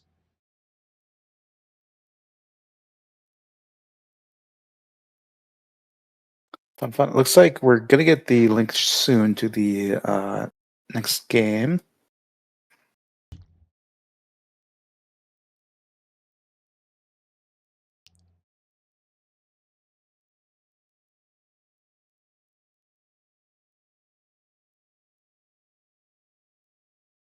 So, what's on the calendar, Eagle Eye, for the future of OFM? What's next? So we're going to take a lot of the results from this tournament and look at what broke, some friction points with players joining games, some data about how the games went format-wise and rule-wise, in addition to the feedback from the feedback forums, which will be very pertinent for you guys. If you have any feedback, put that in those forums on the OFM server. And then we're going to start organizing more regular tournaments. So the minors, from an ideal perspective, we'll have them every week, typically around the Saturdays, around the same time. We want to have them be frequent so that people have a good way to interact with the community on a regular basis. And then the majors will happen every couple of minors, and those will be based on the qualifications. So realistically, in the past, OFM was like once every couple of months you had an OFM tournament. Now it would be often. You will expect to have a OFM tournament on a regular basis. So keep in mind announcements. Make sure you are paying attention to the OFM server if you want to see when the next tournament is.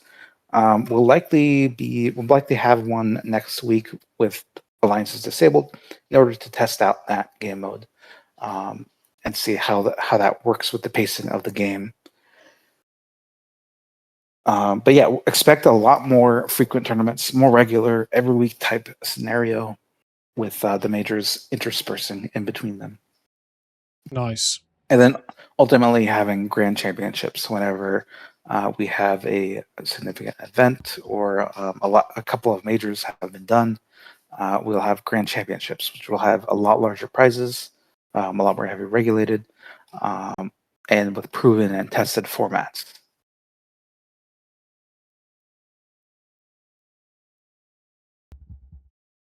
But that's the general time frame. We're going to start scaling.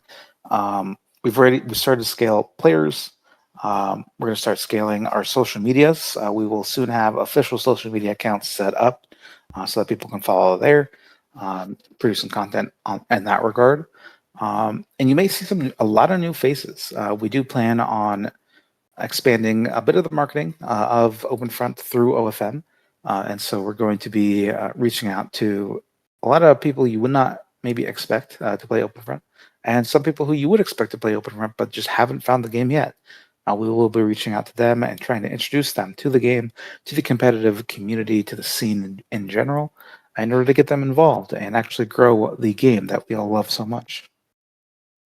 Yeah, definitely. And so this is a beta tournament, a test tournament. Is the next tournament going to be another test tournament, or is that going to be the official first minor?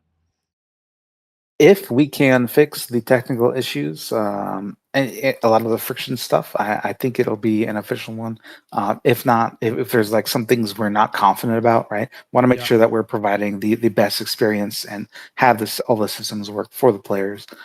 So it'll depend on what we can get done in the next week. yeah. Um, and we'll have that announcement when the announcement comes out. Probably on Monday. You'll know by Monday whether or not it'll be official or another beta. You will know that then. I think you guys are gonna do OFM a real solid good job. And I think that if you guys, if we I'm part of the team, if we can streamline the entire experience from being a player on the on the OpenFront homepage to clicking a link to the Discord to streamlining and simplifying the process of discovering the competitive scene to signing up.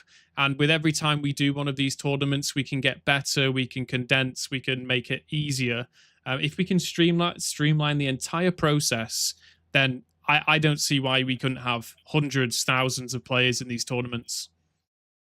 Exactly. Potential OpenFront integration on main screen for qualifiers, things like that. Anything that really reduces the friction of the players being able to compete in tournaments. That's what we're going to target Yeah. and make sure that we have the players who play open front have access to the competitive scene in general, and it's not just a small enclosed community of players.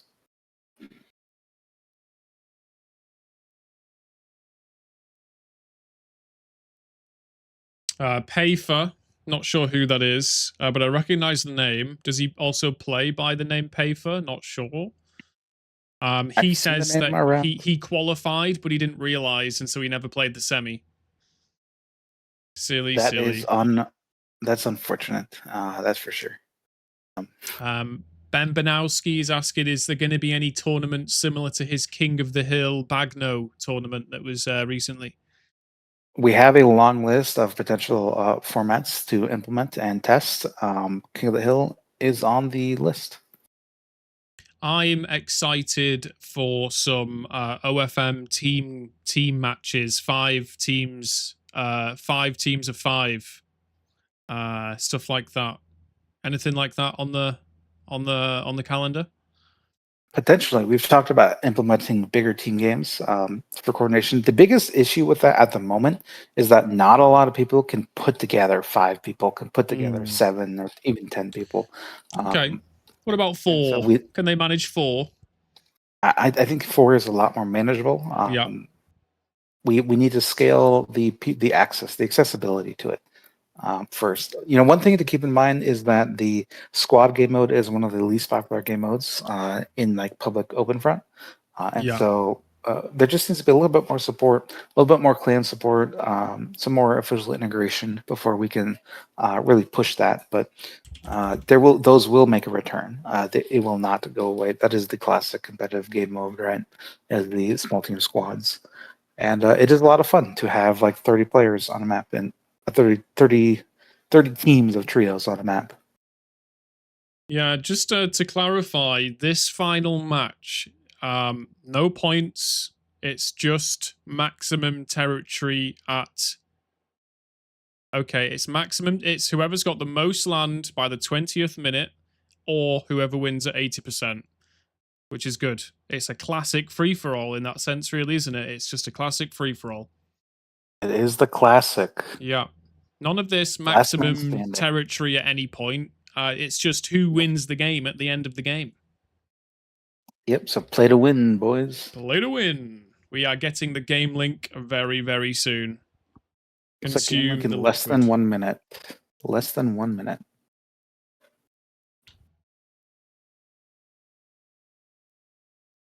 Yeah, streamlining that process because there are so many thousands of people playing open front.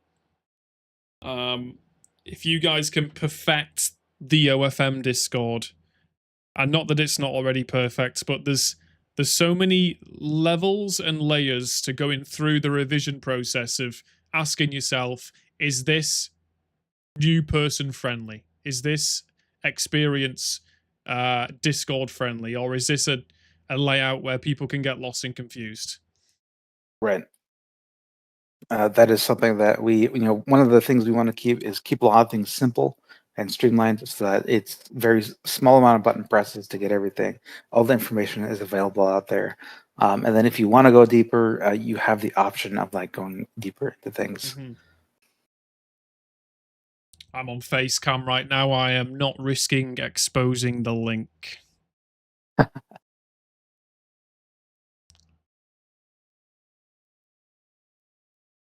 Okay, we have a link.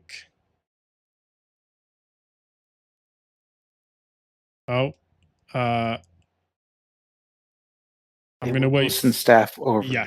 Yes. Yes. I got scared then. Really scared. Okay, No, there we go. there we go.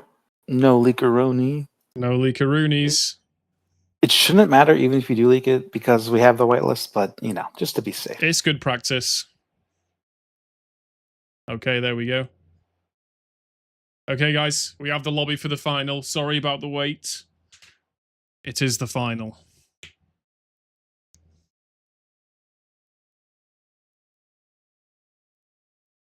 We've got Never KN, Mjuk Panda, Alpha, Space Sheep, Who else do we have? Recognizable names: Pregnar, Zixa, Whalefall, Zyxa. Am I saying this right? No, sorry. Zixa's not playing. Zixa's organizing. A couple of Lux players in there. We got Paragon, we got Imperium Romanum, we got NVR, we have Vlira on Kavixlin. We have Aki, who's one of the Japanese players. Stanley JJ. So yeah, we got a good list of people playing. Now, this is going to be winner takes all, so we'll see. This will be where the wheels hit the pavement. Same map. Looks like the same map. It might have rolled the same map. Mjuk Panda says he's going to win. I believe in you, Mjuk Panda. I believe in you. Spliff says you need to use the website, other pipeline. You need to use the website pipe to drive players to the Discord. Yeah, they will. They will. They're talking about integrating the streams and integrating the. They're working on it, Spliff. These guys are masterminds. I'm going to come up with new and creative ways to mispronounce Zeke's name.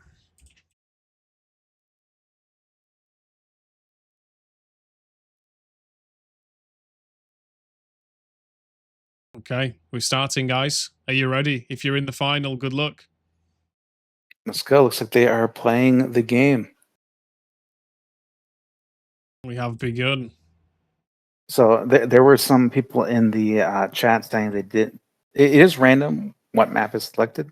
We'll probably implement some kind of way so that make sure it doesn't pop up like twice in a row. But if people did decide not to spawn, they will not. They just lose the game. That's it. We do play. It is automated. We do play the game out.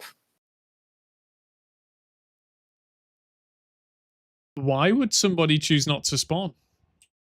In previous OFM, in previous tournaments, if a bunch of players just didn't spawn, they would just restart the game. Yeah, they would just push for a restart. The players had a lot of decision, lot of influence on the organizers, and it would just force a respawn by threatening to not participate. Right, okay. We're not doing that anymore. If a game spawns, play the game out unless you are notified otherwise.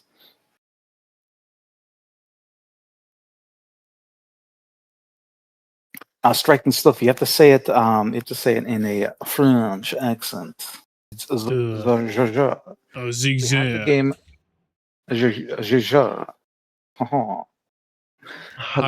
I refuse. Okay. What's that?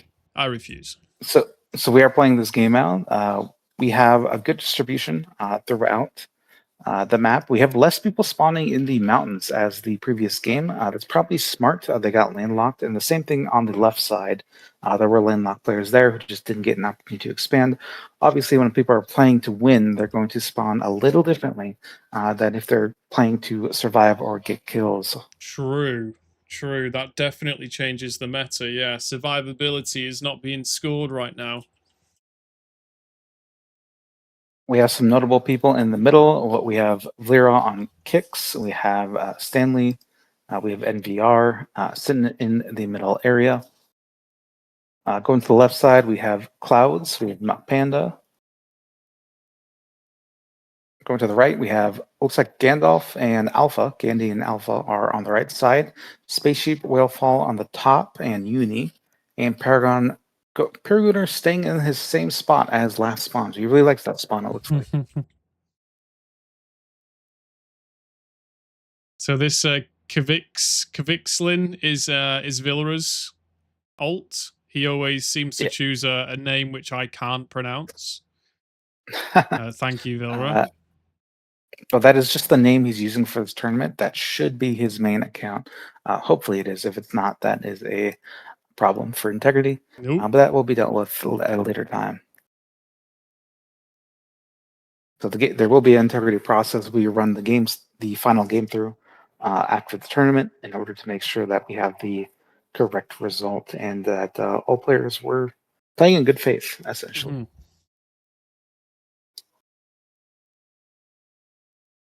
Zilka's saying about a certain name being banned there. Banning names must be a difficult thing because it can be a slippery slope of associations. Yeah, it is. Anything that's like overly, anything that gets caught, first of all, by the open front filter, obviously banned. Hmm. But things that don't, it's kind of difficult to do that as long as it's not overtly um, NSFW or insulting in a way. Like funny names, they're okay, right? Mm. I'm clicking on alliances here, and you'll see almost everybody has 10 alliances. This is Yes. no free for all. This is no standard public fleet free for all. The alliances are real right now. It definitely is. If you're in the corner, you've allied everyone next to you. If you're in the middle, you've allied everyone that you don't want to attack yet. You There really is a lot of alliance cycling that's going to happen in competitive games. Alliance cycling is when you have a group of alliances, you stagger the alliance timers so they're up every 20 seconds, 30 seconds, and you keep an eye on the rotation of the alliances. That's allowing you to attack players more freely by keep making sure that your entire borders are stalemated when you want to attack a certain player. And even if you are low on troops and you get a bunch of alliances around you, that doesn't stop the big boy down the river from boating up and finishing you off. And then when he does land on you, because you've got alliances with all of your neighbors, that big dude that boated in is free to take all of the land. That is correct. It is brutal. You do have to, warships help a lot if you are a player on a river. Just sticking out a warship, putting it onto a fork in the river to make sure that no good players can get around and get into you. It's pretty important because if you rely on someone else's warship to shoot down like faraway warships, you can't rely on that because of alliances. That player who's trying to boat into you will ally the player with the warship, and then he will get into you anyway.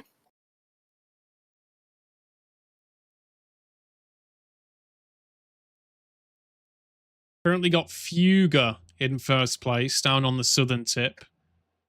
He We just do finished a push on somebody, not sure who. We do have Figa. I do recognize that skin. I do believe that's going to be someone in that area. We do have Alpha on the right side. He's getting big. We have Butter, who's getting decently big. He's spreading out along those coasts. We also have, let's see, Paragon is able to get onto the river, so you might have boats coming out. Pregnar is in the middle somewhere, but he is boating around. He's trying to get positions on some weak players to be able to expand.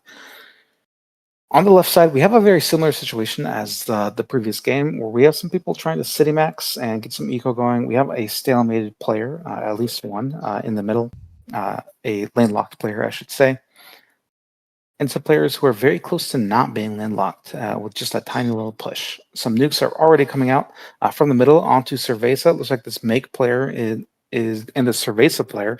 They're in a death war against each other. They're both low on troops. The moment one of their alliances come up, one of them is going to get eaten because of how low they are on troops.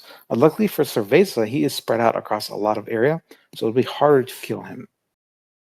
Just north of Cerveza there, Who Is This is falling. All of his troops are gone. It looks like due to his alliances, it's only Imperium that's going to get all of the benefits there. It does. He has full scent, which is unfortunate. I would say in this... Sorry, go on.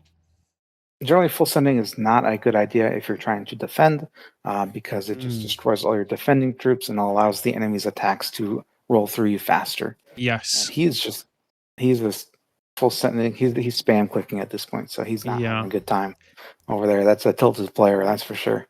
That is one of the bits of advice that I have to give a lot to like new players when we play on Twitch is as you said when defending, don't necessarily click back to negate the troops, it might be better to absorb the attack and to regrow your troops. Yes. Yeah. Yeah, what I was going to say there was because of this meta where everybody's allied up, usually in a public free for all, when someone gets weak, everybody dogpiles in. But in this current meta where there's so many alliances, when the player falls, it's like the rewards go to the person that's earned the rewards by defeating the player. Yeah, you could put it that way. With the economy being so strong in this meta and so accelerated, it really does incentivize the alliances always being up and just focusing in on one player. Um, there's also not a lot of piranhaing. Like you'd expect some more piranhaing with some high eco, with players getting nuked. Looks like Aki's actually got he full sent. He's dying right now against this Nit player right here, Knight. Yeah, we have some mitochondrias in the Gujarat area, right below placeholder. We have Make Love Not War and Anon Man, both being tiny little mitos right next to each other, inside of each other. That is an interesting thing to see. People not playing to win. We have a betrayal by the player in the top right, but he's got a lot of troops, and he's farming. It looks like a nation up there. He's farming China. He might get another city or factory out of that in the long run. He is nuking Whalefall on the left side, but these attacks are moving so slowly through these mountains and with the Yeah. defense posts. He's just landlocked in there. Pushing into mountain tiles with defense posts can just completely absorb your troops. It takes so long. Yeah, you can mouse over Lordo right now. You can see it's 109k outgoing into those mountain lanes, and they're not going anywhere. That is a snail of an attack. And if Whalefall puts down like another defense post closer, it's going to go even slower. Yeah, realistically, one thing that Lordo could do is he could use these opportunity to bank a lot of troops on that player on Whalefall just by taking that land slowly. You see him spending a nuke. He has a low amount of money. He's spending a nuke anyway to kill that defense post just so it goes a little faster. Looks like Alpha is getting hydroed by Butters on the right side. Interesting choice since Butters is not he is dying to Alpha slowly, but he has full scent. He has a bunch of alliances up. We'll see if anybody has a free betrayal on him. And it looks like Stanley's going to end up taking some land from. Stanley comes Butters back from the also. grave with the push there. As soon as somebody notices Stanley, he's going to get removed. He is resurrecting. It seems like Rex just got eliminated. Where did that happen? Rest in peace. Who was Rex playing as?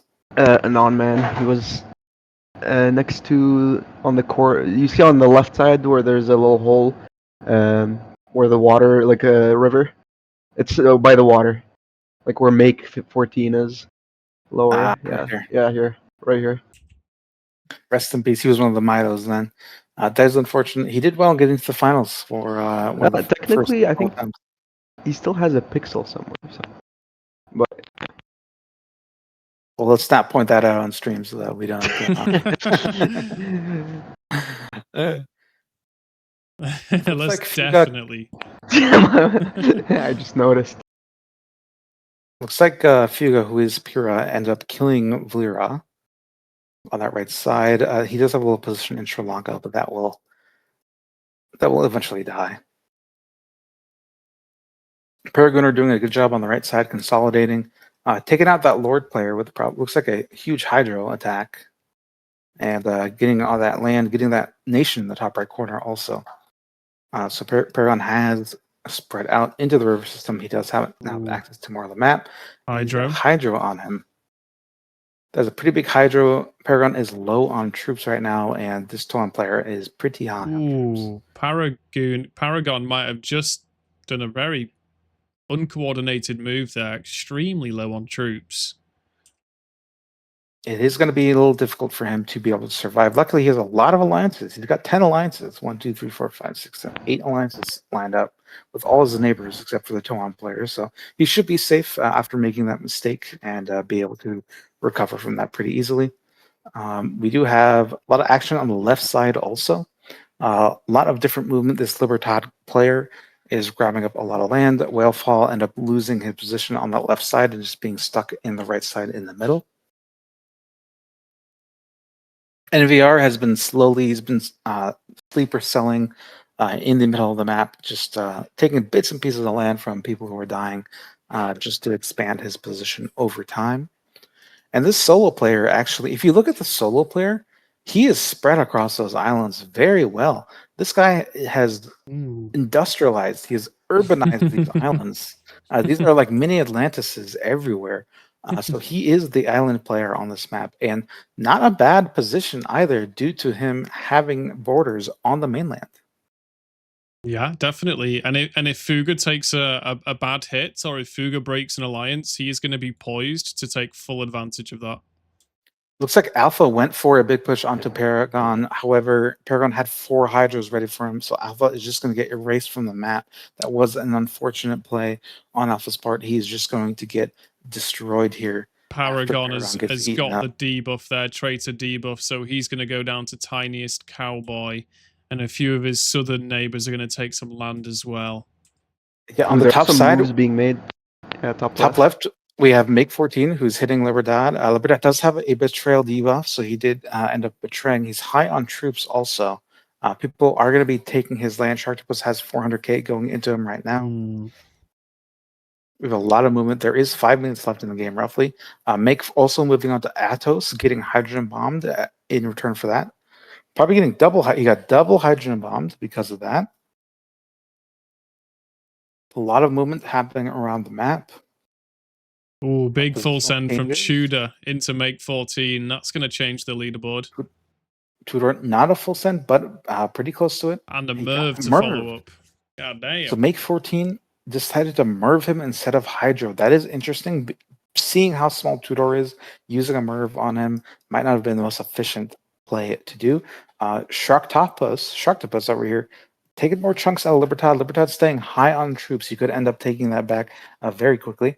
And Make's going to eat another hydrogen. That's the 3rd hydrogen bomb he has eaten due to attacking multiple players in a row. That's the 4th hydrogen bomb he has eaten due to attacking multiple players. Tiniest Cowboy consolidating the top right side also. Looks like he's going to make a little bunker there to bunker up his structures.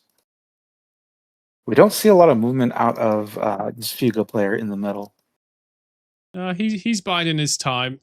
And who's your favorite here, Eagle Eye? Tiniest Cowboy in the corner with his factory max in, or maybe Fuga with the port access? Well, at the moment, my favorite's going to be NVR. NVR has a very nice position in the middle of the map. He's got great economy. He's got his factory lines run through everyone. He has access to pretty much everyone through the middle. He can boat very easily across to different positions on every river system.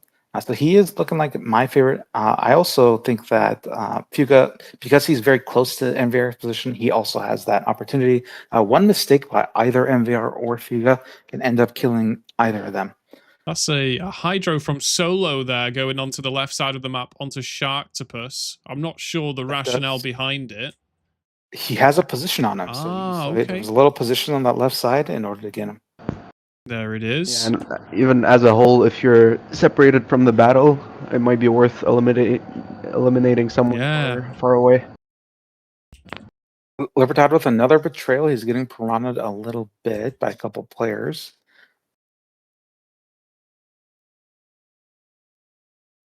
Let's see, who else is in a good position? We have Spaceship as a little sleeper cell over there with 1 million troops, 45 mil gold.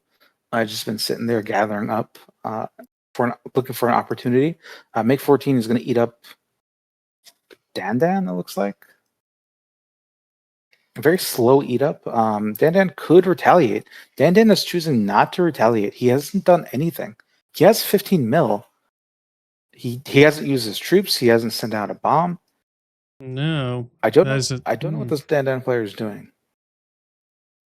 He starts building defense posts. but he has 15 mil. Interesting plays. Could be the new meta that we've not discovered. I think something might be going around with that player there.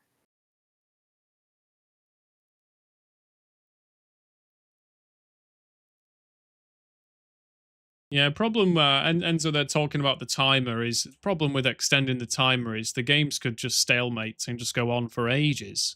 And that's something we don't want. Yeah. The thing with the time is it's not from lack of, opportunities, it's just everyone's kind of stalemated. Like NVR, if you look, he hasn't really moved that much the whole game. Well, not the whole game, but for the past, 10 minutes or so. So we have right here, we have 1:20 left in the game. Potential winners of this game, we have Make 14 with 1%. We have Imperium Romanum with 15. We have Tiniest Cowboy with 12. We have Fuga with 12. We have Alpha often climbing back with 10% of the map. We have Nite, Solo, and NVR. Those are realistically, those are the players with enough troops and enough land at this moment in order to take enough land in the last 1 minute. However, this is going to be pretty tough. Nukes need to start flying in the next couple seconds, like 20 seconds or so. The nukes need to start flying if they want them to land in time to be able to kill players or take them or weaken them. Otherwise, it's going to end in a very quick stalemate. There's a big problem here. A lot of people are allied up. If you right click any player at this moment in time, they all have 10 alliances. So everyone's going to need to betray. And nobody wants to be the first person to betray because that's going to be the first person. Nobody wants to fire the first Hydro. But everybody wants to fire these Hydros, but nobody wants to be first. And that's why we're always end up seeing it with 5 seconds to go. Yeah, but we got, 15 seconds now. Hydros are starting. Here we go. We got a rush of Hydros coming out. So people are going to try and erase the map. Make is... Merv on Make 14. Is it enough? It's very close between Imperium and Make. Looks like Imperium's taking, and Imperium wins the game. That is an impressive job. So, here, maybe we can spell who Imperium was, or is it already a player we know? Imperium is Imperium. That is his player name. Imperium with the last-minute steal. Now, correct me if I'm wrong, Zixer. Right now, we're going to do an integrity run through the game to make sure that is good. Yeah. Well, maybe we do the debrief first. Then we're gonna post the standings. I think I'll post the top 10 as soon as possible, and then we'll post the full list maybe in a few hours after we review everything. Right. So we'll do the really quick debrief. So this is Zixer in the voice chat right now. He is the lead director for OFM, brought on recently after the World Cup happenings happened, and we have grown a pretty decent we have a pretty good opportunity here to build a new OFM, a professional OFM. And so Lonely, if you'd like to interact with him, if anyone in chat has any questions about Zixer or what the vision for OFM is, now is the time, not for feedback, but for curiosity, right? Yeah, so any type of questions. While you guys write your questions, I know there's a delay, so maybe I can also talk about the event. I think overall, for a beta event, for a first event, it went decently well. Obviously, there were some delays, so that was a little bit unfortunate. I am looking to not have any delays of this kind in future events. So yeah, the main thing was we had issues with standings not being completely accurate because some of the games desynced. But overall, we were able to just recompute those and get the correct standings so that we still are able to enjoy the games. So yeah. Let me see.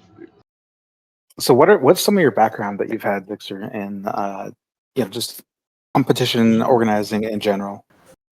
Yeah, so I've always kind of played IO games. It's been already, many years I've played different IO games, since Algar IO, Slither, then Dieppe, then Zoms, then the main one that stuck with me was Shellshock.io.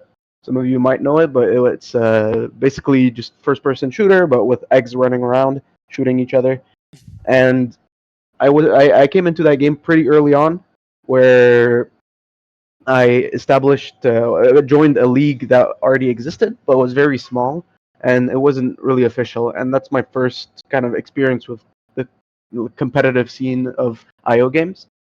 We actually managed to grow that league from like an initial 300 members to over 60,000 members between different regions and having multiple tournaments being hosted, as well as different subsections like semi-competitive and whatnot.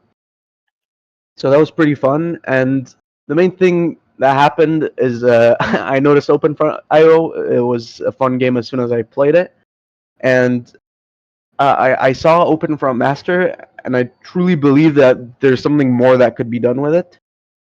Luckily, at the exact same time I was thinking this, Lewis posted forums for like writing suggestions, or maybe if we had a vision for what OFM could be. So I kind of filled it out, and now we're here. So my overall vision is to grow the league as much as possible, to make it as easily accessible as possible to even beginner players, to any type of players. And the goal is to make it so you're playing multiple rounds, and the variability with like luck being involved and other types of inconsistencies within the games get removed because you are playing so many games, and just the better players are going to come out on top eventually. And then having some kind of final round where sure there might be luck involved, but it's still only the best 40 players that are in the lobby and do deserve some type of win. Because I mean you kind of see how the games go, and at the end there's some luck with just who bombs who and who initiates the hydro fest, I will call it. So yeah. Yeah, so it looks like just a side note, we have some pretty significant desync thing that happened during the final. We are going to address probably that after we finish the debrief, and we'll simulate the game. We'll see exactly what happened. So if you guys are curious about what we're going to do, posting those finals results, just hold on to your seats. We'll figure it out. Yeah, so I think the biggest issue was the desync happened in one game, but it wasn't that. It didn't affect the game that much. It was the first game, the C2 group. It looks people, like, I don't know if you paid attention, but we had the finals desync. It looks like with a lot of the players. finals as well desync. Okay, I didn't see that. Yeah, No. I've counted looked like 5 or 6 different players who have desynced. All right, well, we'll look into that. From our checks, I think Evan was looking into it pretty quickly, and he saw something with the anonymized names where it triggered some type of bug because it was using. Well, I'm not going to get in depth with it, but Yeah. basically, in the future, it's going to be fixed. And the perk with having a beta is we can test everything at once, which when we were developing the bot was not possible. We could only test some sections and one at a time. There's always some cases you can't expect. So this time we saw all the errors that happened. We can document them, and then we can fix them so that next weekend those don't happen. Yes. Yeah. Just a reminder, this is the beta test tournament. We are testing all the new systems that are being put in place. So we really appreciate your guys' participation in the tournament. Yeah, that's Yeah, what I was and- about to say. That this whole process is about ironing out the creases. So it's good that we figure out the problems now, so that when we put on the real deal tournaments, they go as smooth as possible. Yes, exactly. And I would still say, on my end as a lead, uh, I consider it a success. We still had 200 participants. Around that, pretty much everyone had fun. We still, were able to stream it, and the lobbies we had like 13 total games played. And yeah, I have a feedback form. So we have around like 91% people who were happy with it as a beta. So obviously we're going to look at improving the number of how many people enjoyed the qualifier rounds and just the tournament in general. But for a first one, I am happy with the results. Yeah. And I'm happy with everyone who helped me with this. because it's not. I'm not the only one running it. Obviously, the dev support has been incredible on OpenFront side. This just admin support as well, banning alt accounts. Making news posts, making announcements. This has been great on just OpenFront staff side, but also on our side. The moderators, the refs, all the leads have been working very hard to make sure we can host an event.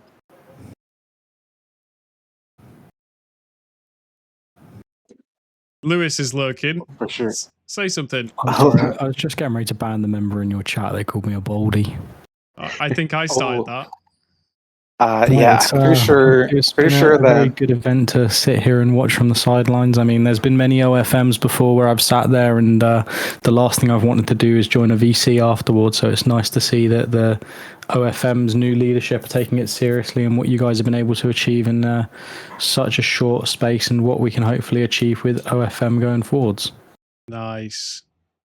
Yeah, I fully agree. And if I jump to that point, is like this beta, we didn't have that much time to prepare. We came in not that long ago, and the first bits were just restructuring everything, building a team from scratch, and then building the tournament. So, like, the tournament itself was just a small part, and that's why I consider it a success. Having 200 members who, in a large majority, were happy with it is a success.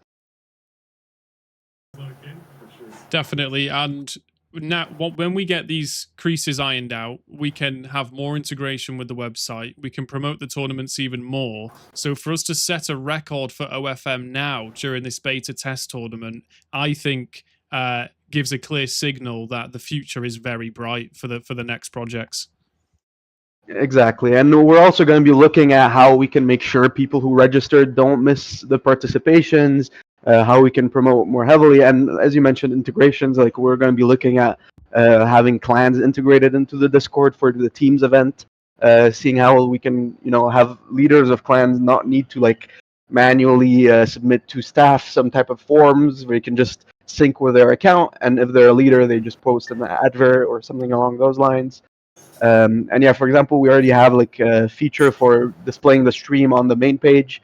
This will be used for OFM events, and yeah, there's more things coming. Well, I look forward to McQuiddy being back in your streams lonely to watch you in future events. If you don't remember who that is, don't worry. I'm sure he'll make himself known. Lewis, who did you just ban from my stream?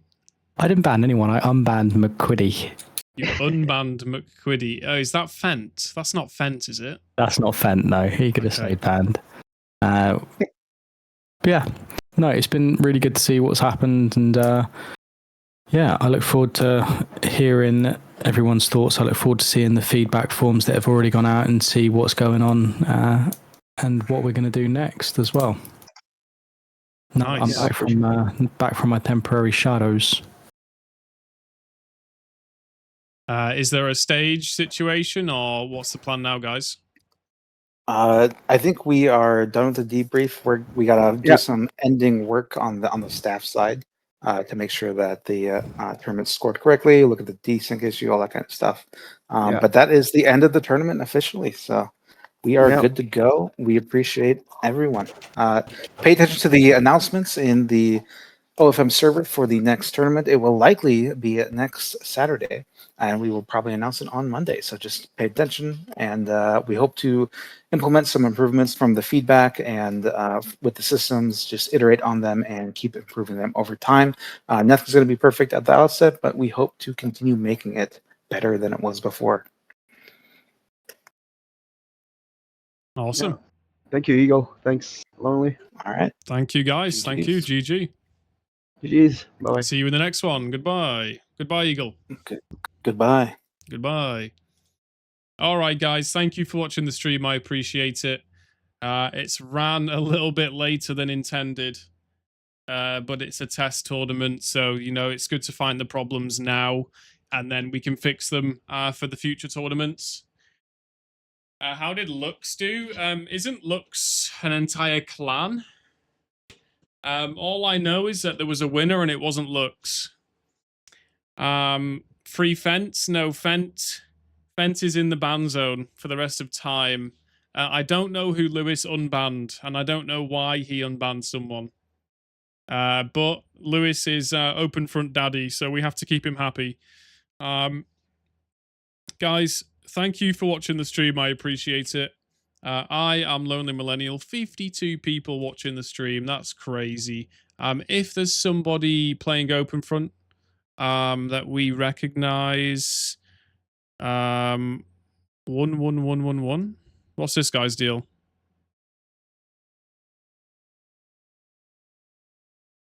Oh, my browser's my Google Chrome broke. Okay, that was a sign from the gods. Guys, thank you for watching the stream. I appreciate it. No, I gotta go to bed. I gotta go to bed, guys. If you are interested in joining the Roy's clan or playing team games with the Roys, or just joining my Discord for any reason, then there's the Discord link. If you want to watch my YouTube videos, there's my 2 YouTube channels. The second one is for VODs and the first one is for gameplay video essays. I have been making a lot of PlanetSide 2 videos, but I'm going to start making some open front videos as well. So you might want to check out some stuff there. But either way, guys, thank you for watching the stream. I appreciate it.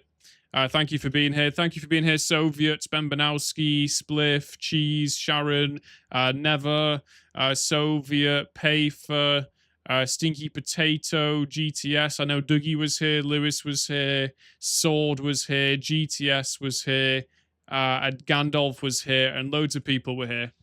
Have a lovely day, guys, and I will see you in the next one. Goodbye, goodbye, goodbye.